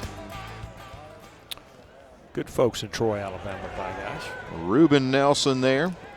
Pulled a little trickeration out of the hat at halftime. He's going to see how they adjust here, and they'll stay with that little power sweep, pitching it back and trying to bounce it outside. Good move, and take it inside the 35 to the 34-yard line. That time, that was Thomas on the carry. That's a nice run by him. Pleasant Grove adjusted now. They shifted their linebackers over. They bumped over, and you can see that it's not really clean like it was, but this is a nice job of bouncing outside as we get right back to live action, kind of. They line up to go back to the power set on the left Play side. Ball, encroachment, defense, 5-yard penalty, result of the penalty, first down. Is an first down as they will pick up first and 10 yardage. They had switched that time and moved the power set from the right to the left. And Tommy, there's nothing fancy about this. There's been a lot of wars won in medieval times, you know, with just this philosophy. I'm going to put more people there than you can handle. And Darryl LeBeau, we talked about him working hard in the first half. He's working hard to open up this second half. And so was that guy right there, taking it down to the 22-yard line. That's a good run by Thomas. Now, this is the problem you get into when you overcommit, to that unbalanced set. You lose your edge player to the backside, and that cutback, if it's able to bounce all the way back to the backside, can cause you some problems. They'll run the same play. Nothing there that time. In trouble is Rouser, and he's going to go down. He'll lose yardage back to the 28-yard line.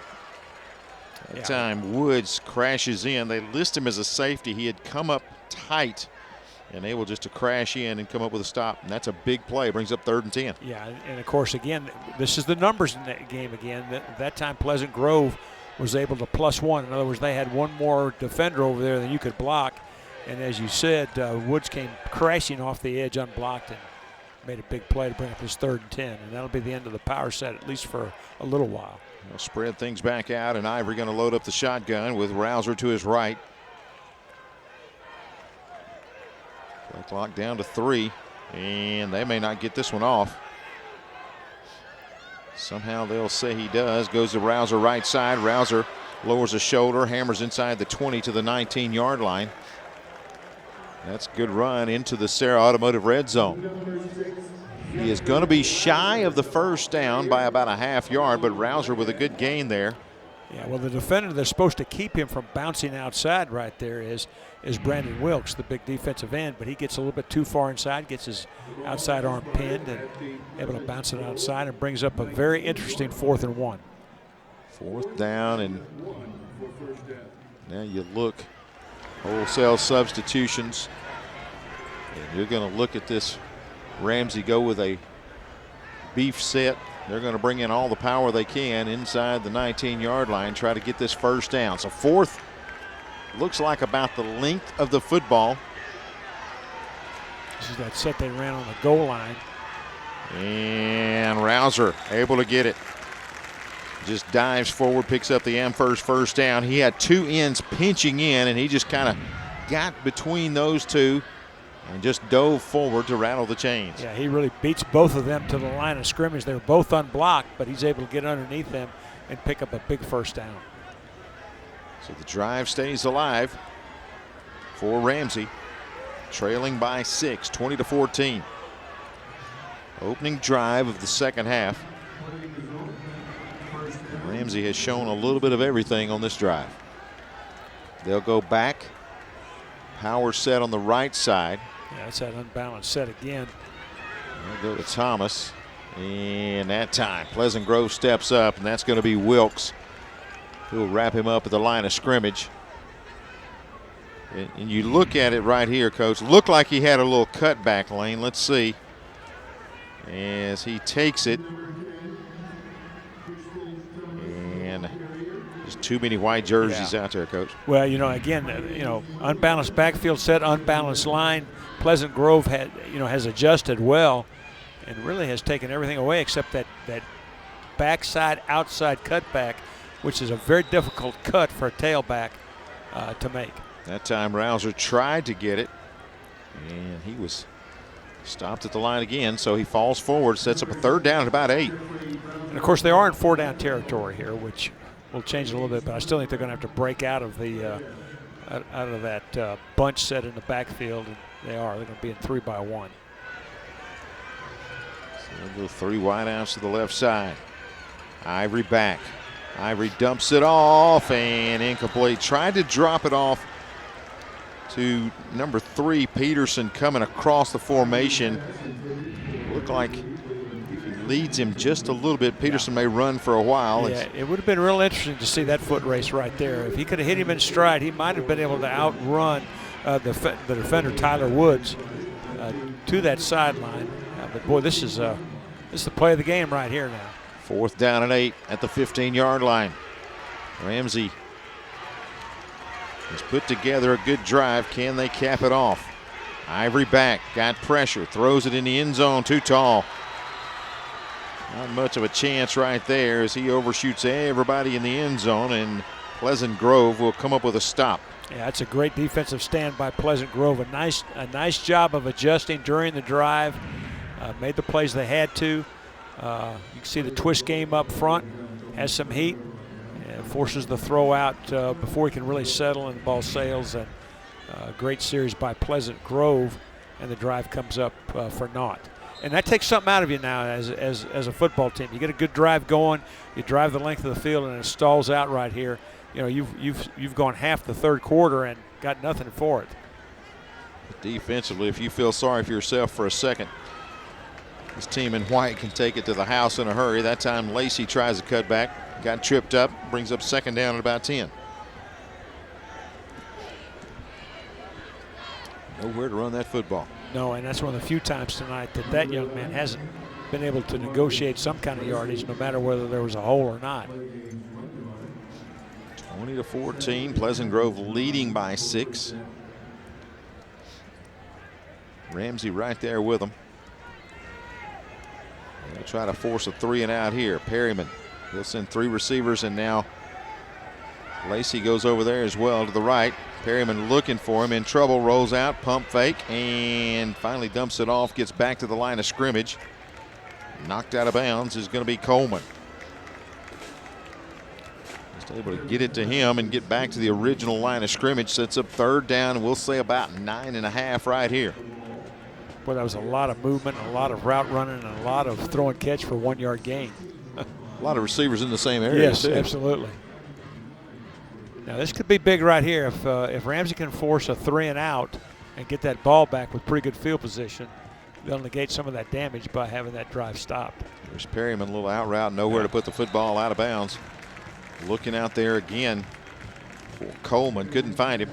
And I tell you, they'll force the punt. Yeah, Pleasant Grove, I mean, if they're going to throw the ball successfully in this half, they're going to have to force the ball down the field some and try to knock the top off that coverage a little bit, because those, right now, the Ramsay defensive backs, they're just sitting on the routes now. They're not respecting the deep ball at all.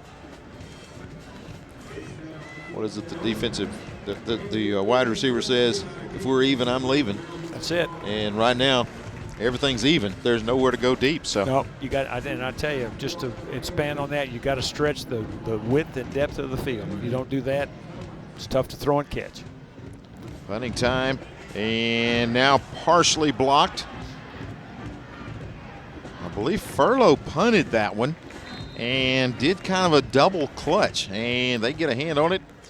And now you see Coach Darryl LeBeau saying, hey, just punt the ball. You see he stops and catches and thinks about it. Kind of pulls it down. Yeah. Yeah. Number 33 for Pleasant Grove was right in his lap. It was Brylan Jordan, the 6'2", 215-pound linebacker. All right, so Ramsay, another opportunity to tie it up right here. They've got great field position. They'll start this drive at the 36-yard line. Boy, the kicking game has really hurt both teams tonight. They'll run the power sweep. And that's good, tough run in by Jeffrey Rouser, as he will just keep those legs churning, pick up good positive yardage there on 1st down. He just gets behind that wall and picks up 7 yards. Yeah, they're back to that power set again. You can see there's 4 linemen to one side and 1 to the other. Looks like they may be in the neutral zone right there, and I believe that's what they're going to get. Yeah. The defensive line there for Pleasant Grove, and I believe that's going to be Kelly, was in the neutral zone. Dead ball, encroachment, defense, 5-yard penalty, the results of the penalty, first down, Ramsay. That's going to be the Amherst first down. He just lined up in the zone. He was just, as he sat there and looked when he put his hand down, and he was all in there. So that's going to be a big first down for Ramsay inside the 25-yard line. Power set this time to the right. We'll give on kind of an inside trap play. Rouser is going to bounce through a couple of defenders inside the 20 and down to about the 18-yard line. Yeah, they tried to counter back to the weak side, forced it to bounce outside, but again, there's no edge defender to the outside. You can see at the top of your screen, there's nobody in the flat to the short side of the field. Rouser again will pick up a couple. Deeper inside the Sarah Automotive red zone. And they're just power football right now. See Martello Kelly coming out. Rouser. And he is close to first down yardage. It's going to depend on the spot right here. We may have a 4th down and short again. That's a nice job of filling by Asiris Smith, who came knifing in from his linebacker position. On 4th and short, they'll try to hurry up there, and they've got a flag and encroachment again on Pleasant Grove. Penalties at crucial times. Defense, 5-yard penalty, result of the penalty, first down Ramsay. That says it all right there. That turns coaches into broadcasters, I'll tell you. That is Another Amherst first down on 4th at about a half-yard. Sets up 1st and goal inside the 10.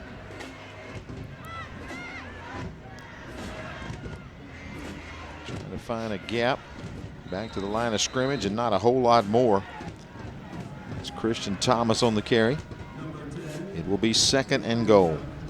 Yeah, pretty tough going right here, and Thomas has really done a good job. I mean, those holes have not been nearly as clean as they were earlier in the drive, and he's been able to bounce and get some tough yardage. 2nd down and goal, just inside the 10-yard line at about the 9. Players running on and off in a hurry, and the play clock is down to 10. And is there an official timeout here, as they are going to discuss something with the officials here? Let's see what we've got. Coach Darrell LeBeau was asking some question, and I believe he was questioning the down. Yeah. If we are into our lip reading. On that previous play. Okay. On the previous play, the first down. Waiting for the PA announcer to give him a chance.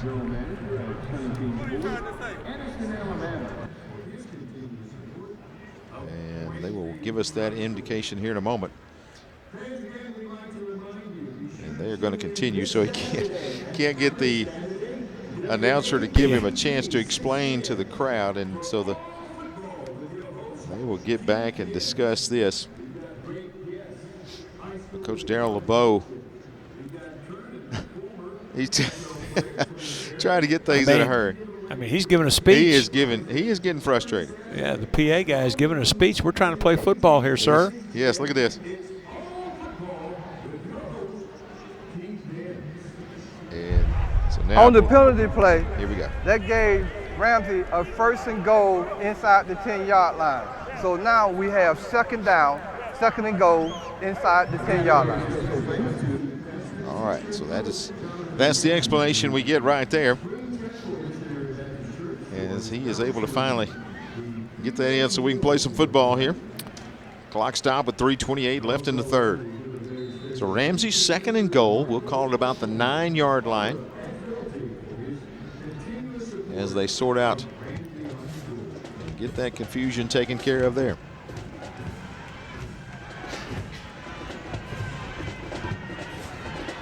Ivory here. Brings them in motion to the right side. Little sprint draw out there, handed off the left side, and crashing inside the 5 to the 4-yard line. That's going to be Thomas again. So 3rd and goal for Ramsay, trying to tie it up. Yeah, interesting again. Pleasant Grove has no edge defender to the short side of the field. You always want to try to have somebody to turn that play back inside, but nobody with an outside arm free to set that wall on the outside. 3rd and goal. They'll fake the handoff, dropping back. Ivory got pressure in the end zone and incomplete. Looking at the goal line right there, could not find his receiver, and that is a good play defensively by Cam Wormley. Yeah, ran a little bootleg action, and really had a chance to hit Williams on the little in and out route, little flat route right there, but ball sailed on him a little bit, had some pressure, not able to connect. So once again, it is 4th down, deep in Pleasant Grove territory. 2 tight end look. Split out to the left side. We saw a big play from Johnson earlier. Will Ivory look that way? No, looks to the right, throws it in there. Catch is made. Well delivered pass, and it's going to be caught by Peterson, and that's an F&M touchdown for the Ramsay Rams. And I tell you what, Ivory threads a needle on this now. It was tough going in there. There were lots of white jerseys in there, and he put it right on the money. This is a slant route, an inside slant, always a tough throw, and you can see he throws it right between about 37 white shirts. That is a well-thrown pass in traffic, and great concentration by Peterson for the Ramsay touchdown. Now extra point right here can give Ramsay the lead. Looks like they are confused. They're missing players again. Play clock down to 10. They do have someone sprint on late. Papa John's extra point is up and missed it. Wow. So we are tied at 20 in a heck of a ball game tonight on Thursday Night Lights.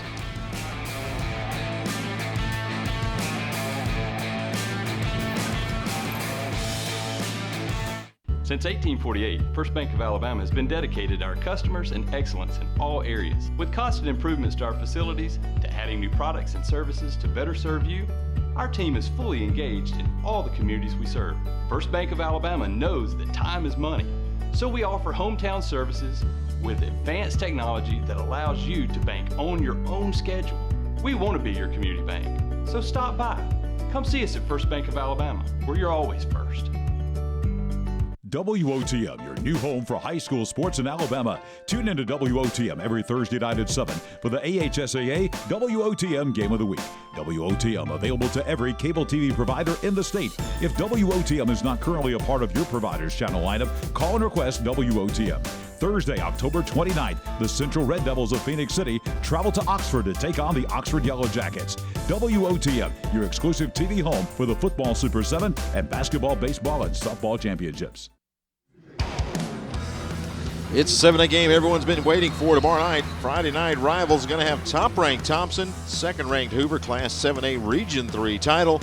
Chris Stewart, Tyler Watts going to have all the action beginning at 7 o'clock on My 68. And you can catch the replay Saturday morning at 9 o'clock right here on WOTM. It's the Bucks and the Warriors coming your way tomorrow night on Drummond Company's Friday Night Rivals Game of the Week. The Bucks and the Warriors should be a great matchup once again. And it's that time of year. We've got a great one tonight. We thought we would, and here's where we are. 20-20 your score. We are knotted up in the closing moments of the third period. What a fun game we have had. And remember, these kickoffs have been pretty adventurous. You can see the ball is laying down on its side. I don't believe this ball is going to be kicked deep. Williams going to kick it off for our Health Mart Pharmacy kickoff. Try to keep it low and field it, and that's very effective. As Farlow catches it, goes to the turf, so no return on the play. And that is pretty much the worst field position after a kick that has taken place for Pleasant Grove, as he just unable to keep his balance. So 1st and 10 now for Pleasant Grove, and we are tied at 20. 2:20 left in the third. Sometimes discretion is the better part of valor. I learned that the hard way, partner. There you go. I mean, you keep the ball away from those guys, or at least don't give them the opportunity to rip off a 40-yard gain. Or you could be kind of stupid and say, kick it to him again. We're going to cover. We'll take our chances. Yeah, that didn't This work guy right well. here, you want to keep the football away from him, DeMarcus Lacey. Wow, what balance, determination, and he's able to bring it out to the 47-yard line. That is tough running by the junior. Well, he's shown a little bit of everything. I mean, this is just tough inside running right here. Watch him take a lick, and watch him. He just keeps right on running. Good gang tackling by Ramsay. Those are football players right there, folks. That is a good football play on both sides right there. And he will pick up the Amherst first down. So go back to him left side, and he's able just to push a defender away and pick up positive yardage. Just, again, just so fluid when he takes the football. It just looks like he's effortless, but nobody's gaining on him. Yeah, I mean, the first move there where he is popped in the hole, I mean, he just runs right through that tackle. Shows a great combination of strength and just ability to keep his feet moving right there. Play looked like nothing, but, I mean, picked up a decent gain. Second down. Call it about 4 to go. Grove now in Ramsay territory. They'll go to Lacey, right side, spins away from the first defender, but another group able to come up and grab him and bring him to the turf. That's Hardy leading the way. Also getting up from the bottom of the pile is going to be Williams. Boy, he's been impressive tonight. Both sides of the football. Yeah. And of course, he's number 3 ranked player in the state of Alabama for those kind of reasons, a 4-star recruit. Defensive end at Ramsay D. Clock under a minute left in the third period, and they go back to Lacey. Lacey makes the first man miss. He'll take it to the 40-yard line. Pick up another Amherst first down for the Pleasant Grove Spartans. Yeah, I watched Williams that time. They kicked out on him, and he's able to, with his, with the hand shivers, lock out the blocker, fall back inside, and one of the first gray shirts to make the tackle. Perryman this time on the give, right side. Turning the corner at the 40, takes a big pop to the 35. Ball pops loose, but he was down. And that is going to be Shelton on the carry, and that's going to wind up the third. When we come back in the fourth, we want to talk about the helmets for Pleasant Grove. You see that 32 on the side is in the fourth quarter. We'll talk about that later on tonight.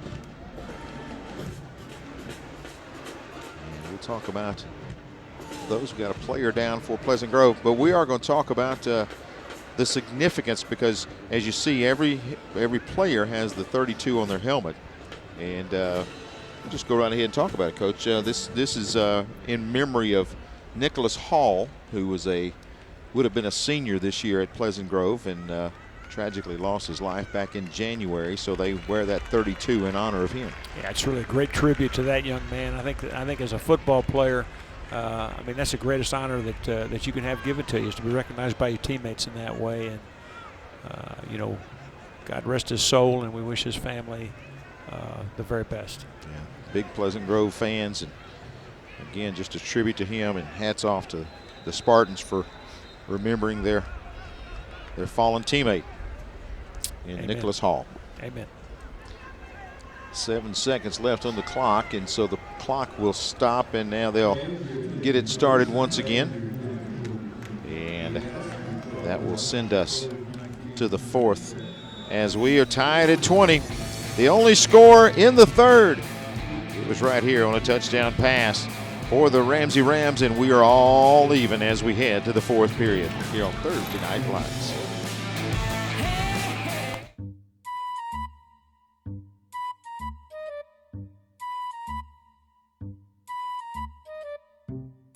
Uneven floors got you rolling? Ox Foundation Solutions has the expertise and the know-how to repair cracks, wet basements and crawl spaces, and uneven floors in your home. It's time to get strong. How strong? Ox Strong. Get a free estimate from Ox Foundations. Since 1848, First Bank of Alabama has been dedicated to our customers and excellence in all areas. With constant improvements to our facilities, to adding new products and services to better serve you, our team is fully engaged in all the communities we serve. First Bank of Alabama knows that time is money, so we offer hometown services with advanced technology that allows you to bank on your own schedule. We want to be your community bank, so stop by. Come see us at First Bank of Alabama, where you're always first. Find your place. Find your joy. Find your peace of mind. At ERA King Real Estate, we believe that buying the right home is a critical component to happiness and stability in life. Our mission is to guide you through one of the largest, most important decisions of your life. And we know that buying a house is about more than just checking things off your list. It's about finding your future. Find your future at eraking.com. Reuben Nelson's been doing this for a while. His 15th season as a head coach. Well, tied up at 20, and he's pulled out some stops tonight. And folks, we were analyzing it just among ourselves right here, and who's going to win? Darned if we know. We have no idea. That guy right there is going to run up the middle, and there's how. That's pretty much the story of the night. The hitting going on. This is a physical ball game. That's Hardy. Yeah, he just said, "Hi there. I'm William Hardy, the fifth." And Ramsay saying the ball popped loose. But they're saying third down. The officials going third down and about 5.5 yards to go here. That's a big pop by that young man. Hardy 5'11", 200. We'll call this one 3rd and 6. Big play here. You got to think that on the 36-yard line that they're in 4-down territory here, though, too. I would think that would be their thinking. Yeah, I think if they can just pick up a couple of yards here, I'm like you. I think they're in 2-down territory, and are they going to have to burn a timeout here? It looks like We were flirting with a delay of game. The officials give us the indication, and it is. Yeah, he raised his hand as if it was a delay. Now let's see. Now he's looking over, I think wanting to know, did LeBeau get the timeout? That official is saying there was a timeout called. And this is going to be a split second decision here. So did he get the timeout? The official says. Pleasant Grove was awarded a timeout instead of the delay of game foul. So they will have the Blue Cross Blue Shield timeout. Of course, Blue Cross Blue Shield of Alabama covers what matters. Darryl LeBeau able to get that timeout and save the 5 yards. 3rd down and 6. It will remain. What a ball game here tonight. Again, Class 5A, you got your Spartans ranked number 1. The Rams ranked number 3. We said going into the game, or we've shared a lot tonight, these two teams, when you look at them on paper, you look at their stats, their scores, everything seemed to be even. And here we are beginning the 4th period, and we're still even, 20-20. Yeah, and you know, whereas one team maybe was a little bit better defensively, the other team was a little bit better offensively. I mean, look at the stats here. Pleasant Grove, 40 points a game. That's outstanding. Ramsay, 37.6. Not much difference there. Pleasant Grove defense, 12 points a game. Ramsay, 7 points a game. I mean, comparative scores. I mean, these two teams are about as even as this score is right now. And it's going to come down to, you know, which one's going to blink first here in the 4th quarter. Pleasant Grove's only loss of the year, back on the 27th of August, falling to Oxford 29-28. Well, and you saw them up in your neck of the woods, too, in another barn burner. Saw them in a tight game, Clay Central, as they, and of course, 37-30 the final, and the Spartans able to get that touchdown win there. And of course, you know, this is a team that's, remember, they were, what, a yard away from a state championship last year? Played for it all. Clay Central got the 2019 state championship on a stop at the 1-yard line. Stopping Perryman on a run. And they have come back with their sights set on making their way to Tuscaloosa. And I'm going to tell you, this team and the other team in the region, Ramsay, very good football team. There won't be any free trips to Tuscaloosa in 5A, I can tell you that. There are no layups, I'll put it that way. No, sir. But you know, you look at all of the divisions this year. I mean, they're all stacked from top to bottom. And it's going to be so much fun when you get to the playoffs. And again, WOTM, the home of all those playoff games every Friday night, and the home of the Super 7 from Bryant-Denny Stadium. Here's Perryman back, rolls to the near side. Going to throw it down the middle. Got a man. Catch at the 3. Battling toward the end zone. Diving. Did he get in there? Yes, he did. A touchdown for Brian Ross. He hauls it in and then fights through a couple of Ramsay defenders for the Farmers and Merchants Bank touchdown for Pleasant Grove. Yeah, this is one of the things that makes Perryman so good. First of all, his escapability. He's able to escape the rush. I mean, he has a lot of heat put on him right here. You can see big push-up field. Watch him slide to the outside, knows where his receivers are on the scramble drill, finds the open guy, puts it right on the money. Result is a big Pleasant Grove touchdown.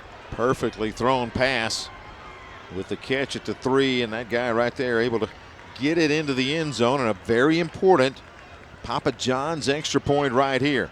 Watts to kick it for the Spartans out of the hold of Lewis. The lead right now 6, and Watts says, let's go ahead and make that.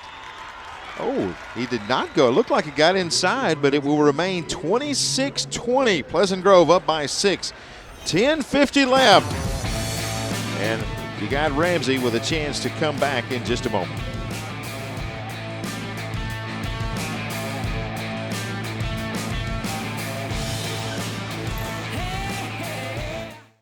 In Alabama, school spirit is in the air on Friday nights. At Farmers and Merchants Bank, we're giving our customers the opportunity to show their school spirit every day with our new Spirit debit card. We've designed a unique card for every Calhoun County school that includes the school's logo. So every time you use the card, you're showing your school spirit. Come in and get your school spirit debit card today. We've got spirit at F&M Bank. Service, solutions, and strength. Member FDIC and equal housing lender. Falling to save us at a Honda Silicon.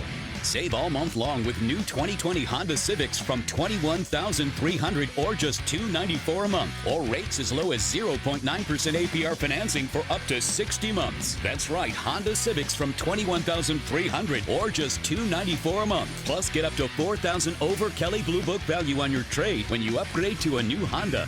The right people, a better customer experience, and nobody beats our bottom line price. Nobody. Thursday Night Lights presented by Ox Foundations. Again, what a ball game. 26-20, Pleasant Grove up by 6. We've got 10:50 left. That guy right there with a touchdown reception as Ross able to fight his way into the end zone to give his team the lead. Now we'll see if Ramsay can come up with an answer. Right man at the right place at the right time. A well-delivered pass. Yep. As Perryman able to put it between the 1 and the 7. And a good job really by Ross of extending that ball over the goal line to get the score. Lewis to kick it off. Healthmart Pharmacy kickoff right there. Going to be taken at the 17-yard line. Good positive yardage. Gets outside. Got a gap. Far sideline.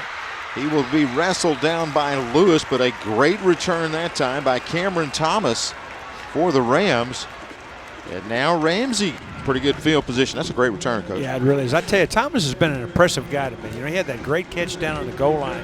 And watch him right here now. He has some escapability. He's got some jets as well. If not for Lewis, a foot race would have happened right there, and that would have been a fun one to watch down the far sideline. So here comes that Ramsay offense. 1st and 10 at about the 47-yard line. And really great field position right here. I mean, starting that drive right after a score at midfield. Can't ask for much better than that. Ivory, power sweep left side, drops it on the ground. It's loose, it's kicked, and going to be fallen on. Wow, near disaster for the Rams right there. Johnson able to get back on it, but a big loss on 1st down. Speaking of Johnson, has he touched the ball since his long score? I can't remember that he has. You can see the ball just not able to bring it in right there by Thomas. He touches it there. That's a pretty big break for Ramsay just to keep the football, but they'll lose 8 on the play and bring up 2nd and 18. Is that a valid point there, partner? I don't know that he's touched it since then. You're right. Ivory going to float it out here. Going to be caught. Coming the near side, hurdling the defender, getting close to the 50-yard line is going to be Thomas. But it's going to set up a 3rd and long now for Ramsay. Huge play in the game right here. Huge. 3rd down. We're going to call it. Looks like about 12 to go. Yeah, 3rd and a lot. Maybe even 14. It looks like right in that ballpark. See what Ramsay can dial up here.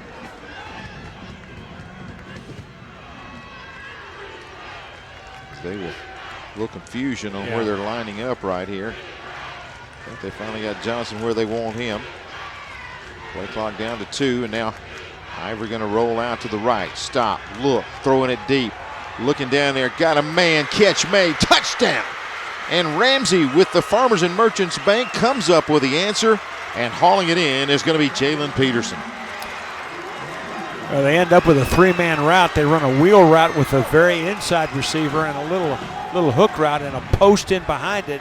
It holds the safety, and the post route is able to get a step on the corner. You can see he's got him beat pretty well, and a beautifully thrown ball and a nice adjustment on the catch by Peterson. That ball slightly behind your head right there is not the easiest of catches, but Jalen Peterson does a great job of pulling that thing in, and wow, what a turn of events.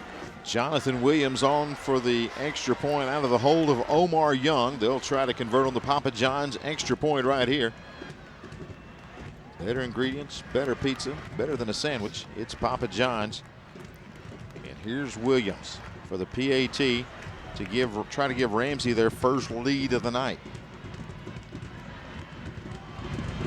It's up, it's blocked, it will not go. And we are tied at 26. All tied up, 9:46 remaining. What a game right here, and it all started with a good return to open it up. Cameron Thomas Gets it started on the kickoff return down the far sideline. Yeah, this really is just a great return by him. Nice moves, and then just this really beautifully thrown ball right here on the half roll. See the post route. Nice catch, and Peterson able to haul that one in. And we are tied at 26. Great football game here tonight. Again, this is for the Class 5A Region 5 crown. As we're tied at 26. Extra point could give Ramsay the lead, but getting up there and getting a hand on it is going to be Calvin Towns. He is 6'4", 180, climbs the ladder, and able to knock that one away to keep the score tied up right here. And here we go again. I bet that ball's landing flat on the ground again. I think that would be a good plan to have right here. And there it is. I'm going to guess that ball's not right out of the box new either. No. The Health Mart kickoff off the ground. That's a very effective kick right there. Going to take Lacey back inside the 10 as he pulls it in trouble, going down at the 15. That is great coverage by Ramsay. And on the coverage, Samuel Young, as he leads the charges down there alongside Javon Moore. And I don't remember Pleasant Grove in a long time starting this deep in their own territory. Well, they will start as Perryman brings them back out. He's had a great night again. Tied at 26, 9:41 left. All right, you're the Ramsay defense. You're a great defense. You've got them backed up now.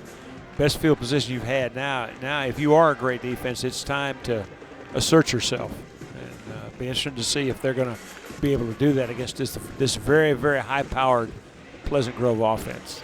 We got play sheets rolling around on the far sideline, a little bit of everything. They'll finally get that track down. Perryman going to go to Lacey, and he slips down as he tries to make the cut back at the 15. Jeremiah Williams in there applying some pressure there. Well, I tell you, the other guy that was through there was Andre Glenn, who is 5'9", 235 pounds. Looks like a little guy there, but he's 235, and he knifed through there and made a nice shoestring tackle as well. As we got one of the big ones down, it looks like. Pleasant Grove offensive lineman down. Good thanks to all of you watching the Drummond Company's Thursday Night Lights, presented by Ox Foundation Solutions, where you have had the opportunity to check out a great game tonight. Now that may be Eric Turner. And if I'm not mistaken, that would be Pleasant Grove center. And if that would be the case, that can create some matchup problems now for the Pleasant Grove offensive line. 6'1", 315. He is a junior. Daryl LeBeau will have him back next year. Saw another lineman helping him off there. So here we go, 2nd down and 11. Send Lacey out, fake it to him, now drop it off, and he's going to be out of bounds when he catches that one.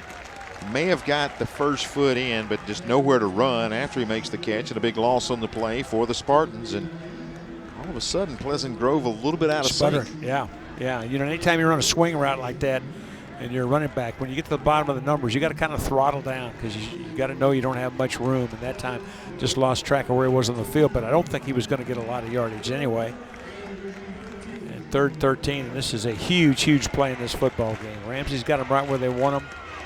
They don't want to let him out of the trap. Perryman got some pressure, tries to escape, hit and haul down. That is a great play by Tim Keenan. 6'3", 330, and Keenan able to pull him down for another big loss, and defensive stand right there by the Rams. And he's been a little bit quiet tonight, but you can see on this play right here why he is so prized and is committed to Alabama. Watch his mobility and watch him take that big paw out there and swat him down. Wow, that's some strength right there. You better believe it. As he gets a big stop. I don't know that I would do that right there. That's tough to celebrate with that guy. I'm telling you, if you're a coach more in my age category and you do that right there, that's death. You're not going to survive that. Keenan big play by that young man. play for Nick Saban at Alabama. He comes up with a big play right there, and now punting time for Pleasant Grove, where they've had trouble tonight. This time, good punt, hangs up there. Gonna roll across the 45 and gonna stop about right there. So good field position for Ramsay as they start this drive. But really, considering what has happened earlier in the punting game, that's a great punt right there for Pleasant Grove to get it out to midfield. So here comes Pleasant Grove. They have yet to lead tonight. Well, the defense did exactly what they needed right there. They stopped them and forced the punt, and this now I think sets up the drive of the game. Because you look at it, and I'm assuming that as a coach on the sideline, you start to figure out, okay, how many more possessions am I going to have? Absolutely. And you're sitting here with 7:54. This may be, you may not get 2 at the max. And they'll go that power sweep inside. And fighting his way through the initial wave is going to be Rouser. And I think the other thing you start figuring here is I'm in 4-down territory right now. You also say, am I going for 2 if I score a touchdown? You got to ask those questions going down the field. I mean, absolutely. So many things. That's why you guys, you coaches. Well, if it's me, the kicker has kicked his last extra point for the night. We'll be going for 2 from here on out. Unbalanced line to the left side. You see it there, and they will run. Rouser trying to get behind a blocker. That is a good play defensively once again as Jordan comes in. As we said, only a 10th grader right there. And I believe you might want to remember that name. Yeah, I think so. Officials look like they are sorting out a flag. And it is there, it lays. So let's see what we've got. Dead ball, unsportsmanlike, on the defense. Ooh. 15-yard penalty. Ouch. Result of the penalty, first down, Ramsay. Pleasant Grove with an ill-advised, unsportsmanlike penalty. 15 yards going to go against the Spartans, and that's going to be an Amherst first down. And Ramsay will have it inside the 30 at about the 26-yard line. You remember those keys we talked about, Tommy? That's it. About the poise and being able to keep your composure. Those unforced errors in a game like this, boy, when they rear their ugly head, they usually bite you right in the tail end. And it is a big-time penalty after a good stop defensively. Now Ramsay's got it. He'll hand it off. Rouser's got room. Rouser, 20, stop and go move. My goodness. He'll take it to the 10-yard line and Amherst first down into the Sarah Automotive red zone. And what a run by Jeffrey Rouser. Well, this is a great cutback run by Rouser. You can see the Pleasant Grove defense overcommits to the offset, and he cuts it right back to the weak side, tries to do it again. He'll take it inside the 10 to about the 8-yard line. What a play by Rouser. As he's, again, the unbalanced line look has given Pleasant Grove fits here in the second half. Yeah, it really has, and they really have adjusted to the front side play pretty well, but it's the cutback that has given them trouble since that initial flurry of it. You know, they really gashed them with it straight ahead, but then Pleasant Grove adjusted, and now the cutback is what's really hurt them. Second down and goal. Ramsay's trying to get their first lead of the night. Play clock down to 4. Going to throw the fade out there. Got his man, and he catches it. Another touchdown catch as he finds Peterson in the end zone for the Farmers and Merchants Bank touchdown. And Ramsay takes the 32-26 lead. Well, it's a beautiful throw and a nice route, too, by Peterson. I think Peterson came up hurt on the play, but I mean, you try to throw that fade up and over the outside shoulder where the receiver's body is between. The ball is right on the money. He got his leg twisted up at the end, but boy, what a beautiful route. He does a nice job of stacking the defender, won't let himself get pushed to the outside, and it's a cramp for his trouble. Yeah, Peterson's still down out there. Looks like it will be a cramp, but you saw him look back, and when he found the football, he gave just an extra push as far as just, accelerated just a little bit more, and just a great route. And you notice that he gets some length to the route. He's behind the defender. He doesn't let the defender push him to the sideline.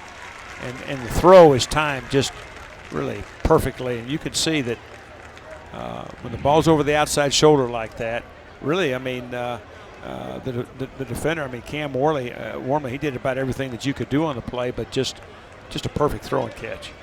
So a couple of Ivory to Cameron Peterson, or Jalen Peterson, I should say.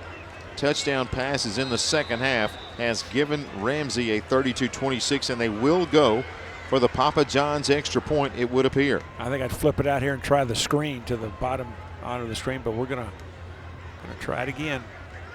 See if Williams can connect. This kick is up, and that one is good. 33-26.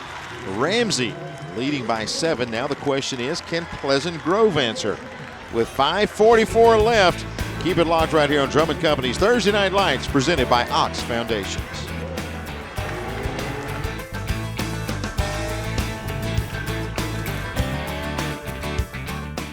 In Alabama, school spirit is in the air on Friday nights. At Farmers and Merchants Bank, we're giving our customers the opportunity to show their school spirit every day with our new Spirit debit card. We've designed a unique card for every Calhoun County school that includes the school's logo. So every time you use the card, you're showing your school spirit. Come in and get your school spirit debit card today. We've got spirit at F&M Bank. Service, solutions, and strength. Member FDIC and equal housing lender. WOTM is the television provider for all Alabama High School Athletic Association championship events and special programs. WOTM is your home for the Super 7 football, state finals basketball, baseball and softball state championships, the AHSAA weekly show, and WOTM also produced the first ever football playoff show, Super 7 preview show, and reclassification reveal show. Your exclusive home for all things AHSAA is WOTM. Contact your local cable provider to request WOTM to your channel lineup. Time for another Health Mart kickoff. Of course, support your locally owned Health Mart pharmacy. Visit healthmart.com to find a pharmacy near you. Ramsay going to kick it off now. They'll keep it flat. And it'll be taken by Lewis. He's going to try to go across the field. They'll track him down and drop him back at the 23. That is the big guy, Jeremiah Williams, on the stop there as he's able to crash in and bring him down. Shows you what a ball player that young man is right there. Well, a little more hype on that Ramsay sideline now than we've seen. I think they can smell it. They've got a chance now to put this thing away. 5:39, still plenty of time. Just a one-score game. We said going in that when we looked at our keys to the ball game, we talked about 2 offensive players for Pleasant Grove, 2 defensive players for Ramsay. So this is strength on strength right here. Perryman can't connect with Lewis. Going to be incomplete. And let's go back and look at our First Bank of Alabama keys to the ball game, Coach. Well, the battle in the trenches, I'd say it's been every bit of that. It's been a war. The impact plays, both sides have had them, but strangely, you know, Ramsay has had some big-time offensive impact plays, turnovers, composures, miscues. You know, we saw that 15-yard penalty in the last drive was huge. So I think they played pretty true. Pleasant Grove going to try to answer here, down by 7, 5:36 left. Zyquez Perryman going to drop back, drop it off on the screen. Catch is going to be made across the 30-yard line out to about the 32. And I believe, is that Lacey? Yeah, Lacey getting up from the bottom of the pile there. Close to first down yardage. They may have to measure or may go with 3rd down and about a yard. Looks like it will be shy by about a half yard. Big 3rd down play. They'll go to the run. Handoff in the backfield. Lacey's hit, driven back, flag behind him. This may be huge, Coach. Well, normally that's going to be a hold or a chop block. About the only other thing it could be is a face mask right there. But that defense really swarmed that time. And let's see what we got here. Let's see. Also got a player down for Ramsay. And the official will give us the call here. Personal foul. Here we go. Chop block. It is the chop on block. The offense. 15-yard penalty from the spot of the foul. And I think that's 3rd down. I think that's Keenan that's on the ground right there. I think that's Keenan that took the chop block, and he is the player that is still down. Let's see if we've got a shot of it. I'm sure we do. Let's see. Look right in the middle of your formation Keenan. right there. He's up, and one from each. Yeah. Yeah, that's about as chop as you can get. Oh, man. Keenan Takes it right on that right knee. And he is still down. Yeah, that's because he was engaged up top. Coach Daryl DeBow does not like it. And you get the indication he's not happy with the call. If he had our view that we got from our great camera crew, he would probably not be arguing that one, because that was pretty obvious. And the concern, of course, that the Ramsay fans have is, and that really that all of us have, is this is a very talented young man that you saw that right knee buckle. You just don't know exactly where that is. Boy, tough block now. Coach very upset. And let's see, he's going to get up. And very gingerly, you see that. Going to have a lot of assistance come off. You hate to see that to Tim Keenan and any player, but this guy right here, what a future he's got. And you see Coach Ruben Nelson is not happy on the Ramsay sideline. He's calling them all up on his sideline. Every player for Ramsay has gathered around. And Coach Nelson going to try to rally the troops here. Once again, you just watch this right knee, and it's just straight to him. Left guard comes in, and it was almost a triple to him as far as. That's a textbook chop block. Yeah. Keenan is. I'm going to check the big fella out over here. He is in a lot of pain. Well, maybe that helmet just hit on the knee, and it's a bruise and not anything torn. We sure hope that's the case. Don't want anybody to get hurt ever. Definitely not. So 3rd down and 16 now. Ramsay has just seen one of their MVPs defensively be taken off the field.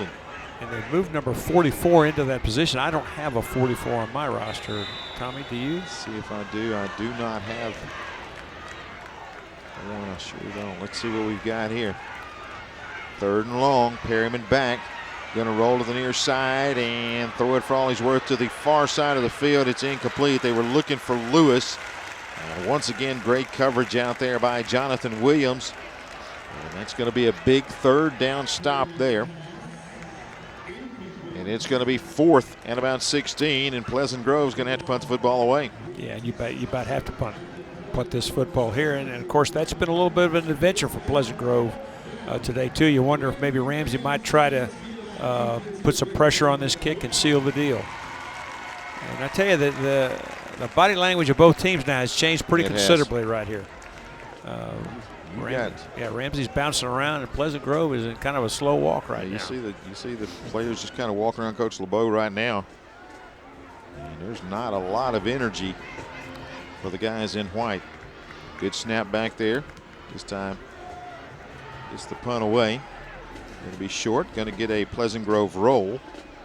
And we'll roll to about the 36.5-yard line. And that's where Ramsay will start, 1st down and 10. 4:38 left in this ball game. There's Cameron Ivory. A couple of big touchdown passes in the second half, both of them to classmate Jalen Peterson. And you kind of wonder if Ramsay will go to their 4-minute offense now, try to milk that clock down a little bit and try to keep the ball in bounds, try to get positive yardage in the running game, stay ahead of the chains, and just try to slow this game down and run out this last 4 minutes and 38 seconds. They will come out here and take it 1st down and 10. You don't want to take your foot off the gas too early, but you sure don't want to take a lot of crazy chances right now either. And they'll go back to that power set that we talked about. That has been a key here in the second half. Great adjustment at halftime by Coach Ruben Nelson. And hand it off. Trying to get through the pile, and for a couple of yards is going to be Rouser. And of course, one of the changes here is that one of the key blockers in that power set was Timothy Keenan, who's on the sideline with his knee injury. You know, when you lose a player like that at the high school level, you're really losing 2 starters. And getting checked out as they are evaluating him on the sideline. We're going to let this play clock wind down now. They'll probably snap with about 4 seconds left. Ivory just letting it wind as they get to 5. He'll start getting the play in motion. And a flag comes in. I believe that's going to be movement on one of the offensive linemen. They'll call it on the center, actually.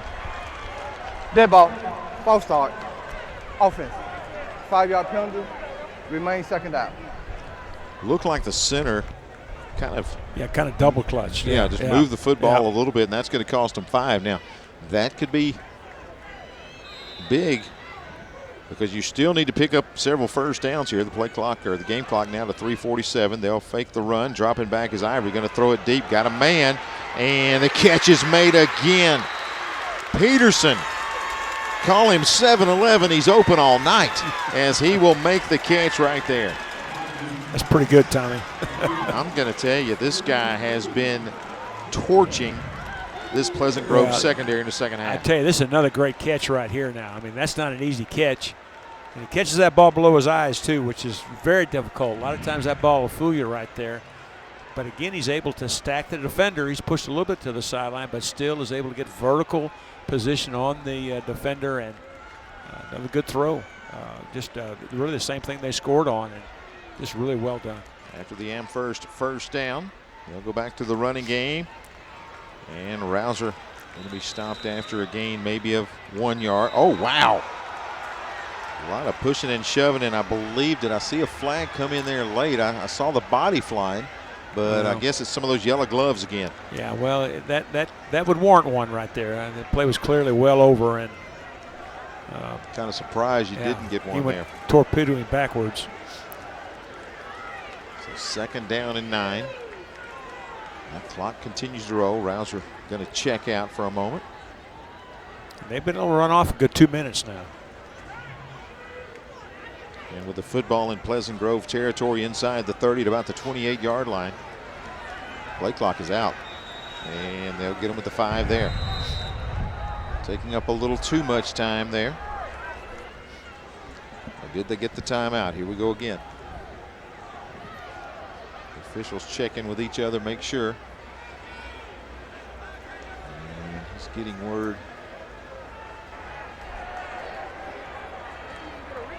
Let's see what we've got with an explanation. The play clock was not set to 40 seconds. Okay. So please put 25 seconds on the play clock.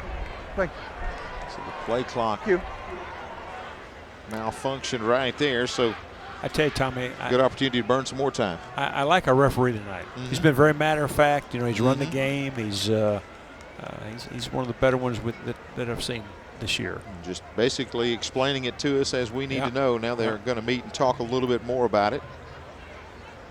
And as they will try to sort things out and look at the game clock as well, make sure everything is in sync. So they are going to sort this out. But a 7-point lead for Ramsay. They got the football. Dead ball. Delay of game. Offense. 5-yard penalty. Remain second down. So evidently a change there, and they will get the delay of game penalty.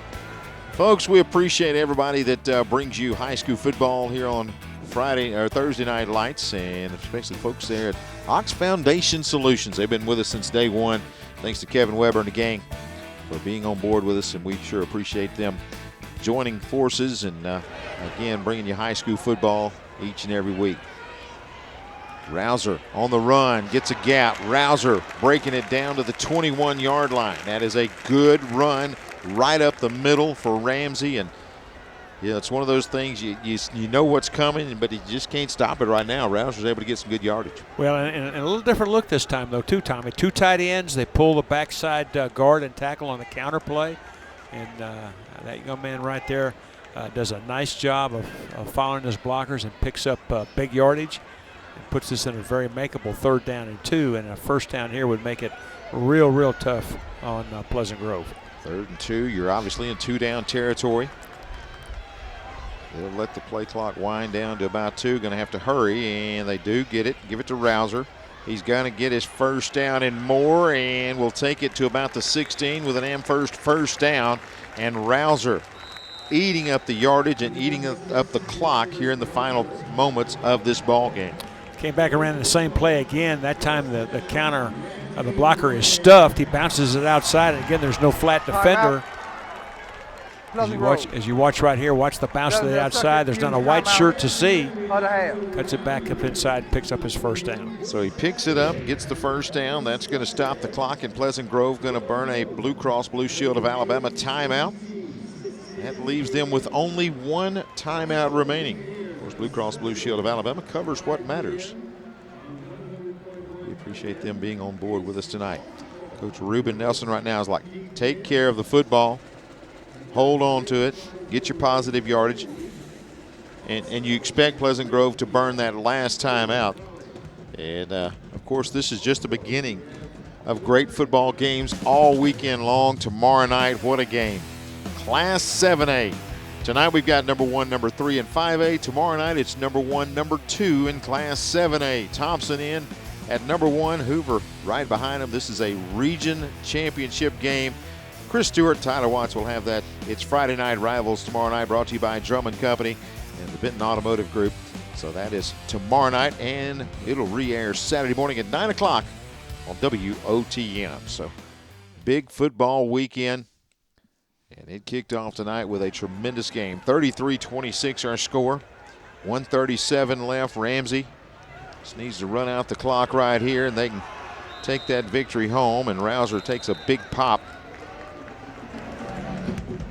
He will be dropped for a loss on the play.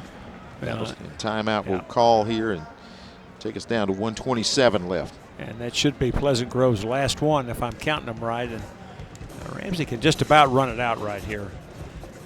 25 times 3. I'm doing the math in my head, which is always dangerous. Yeah. But again. Yeah, they're going to leave. They'll leave them with less than 20 seconds. Yeah, you'll just kind of wind it down, and that's what you don't want to see right there. And that's not a good sign. On crutches, Tim Keenan, 6'3", 330. Headed to Alabama to play his college football, and hopefully this is not the conclusion of his senior season. He is a force in the middle for that Ramsay Ram defense, and got ice on the knee, and I'm sure they will check him out tonight and tomorrow, and we will wish the best for that young man for sure. Yeah, that's usually not a good sign when you see that right there, but I'm certainly no doctor, and we wish him the best. We don't want anybody to get hurt, especially someone with as promising a future as that young man has.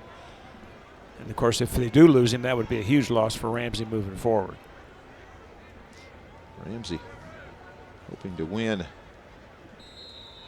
region championship. Looks like they are about 87 seconds away from doing that. They've got second down about 11 right here. He'll hand it off to Rouser. Rouser's hit, and he will go down about the 14-yard line. Pleasant Grove cannot stop the clock. Yeah, they're going to be able to run it out. We'll take it inside a minute. Ramsay may go ahead and switch to that victory formation, as it looks like they can milk the clock right here and remain undefeated. 9-0, 7-0 in region play.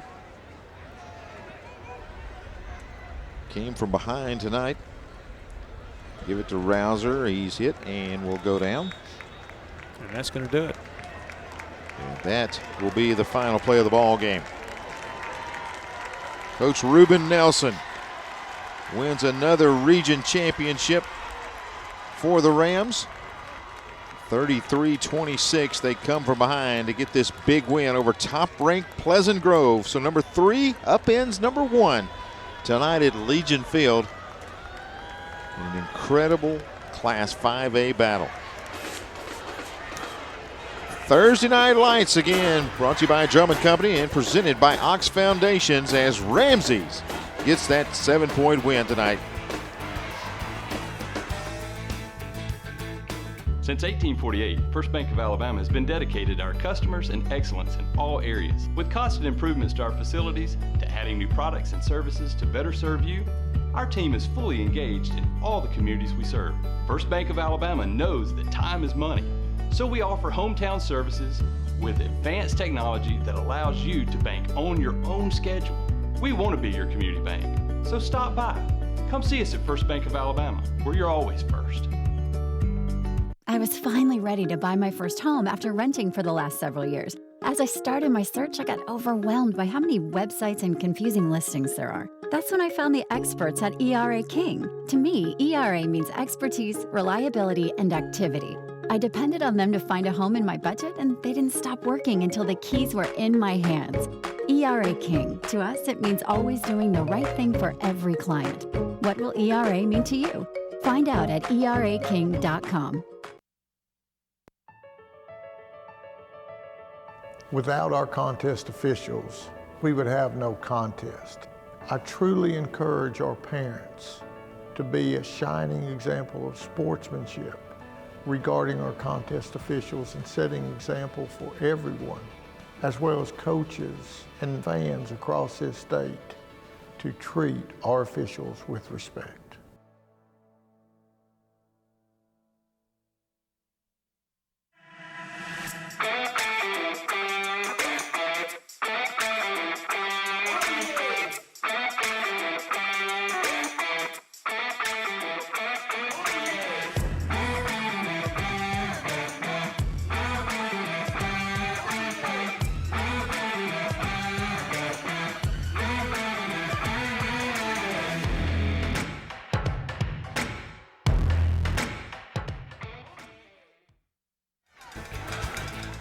Coach Ruben Nelson, a huge win tonight for him and his program as they are the 5A Region 5 champions. They remain undefeated. A big win tonight for the Rams. And Coach, you look back at this ball game and so many keys that we talked about at the beginning really played a huge role in this game. Yeah, they really did. I mean, we had impact plays on both sides of the ball. A little bit of loss of composure. I mean, the personal foul penalty late in the game was huge. Really just tough, hard-nosed line play inside. I mean, it was a great high school football game.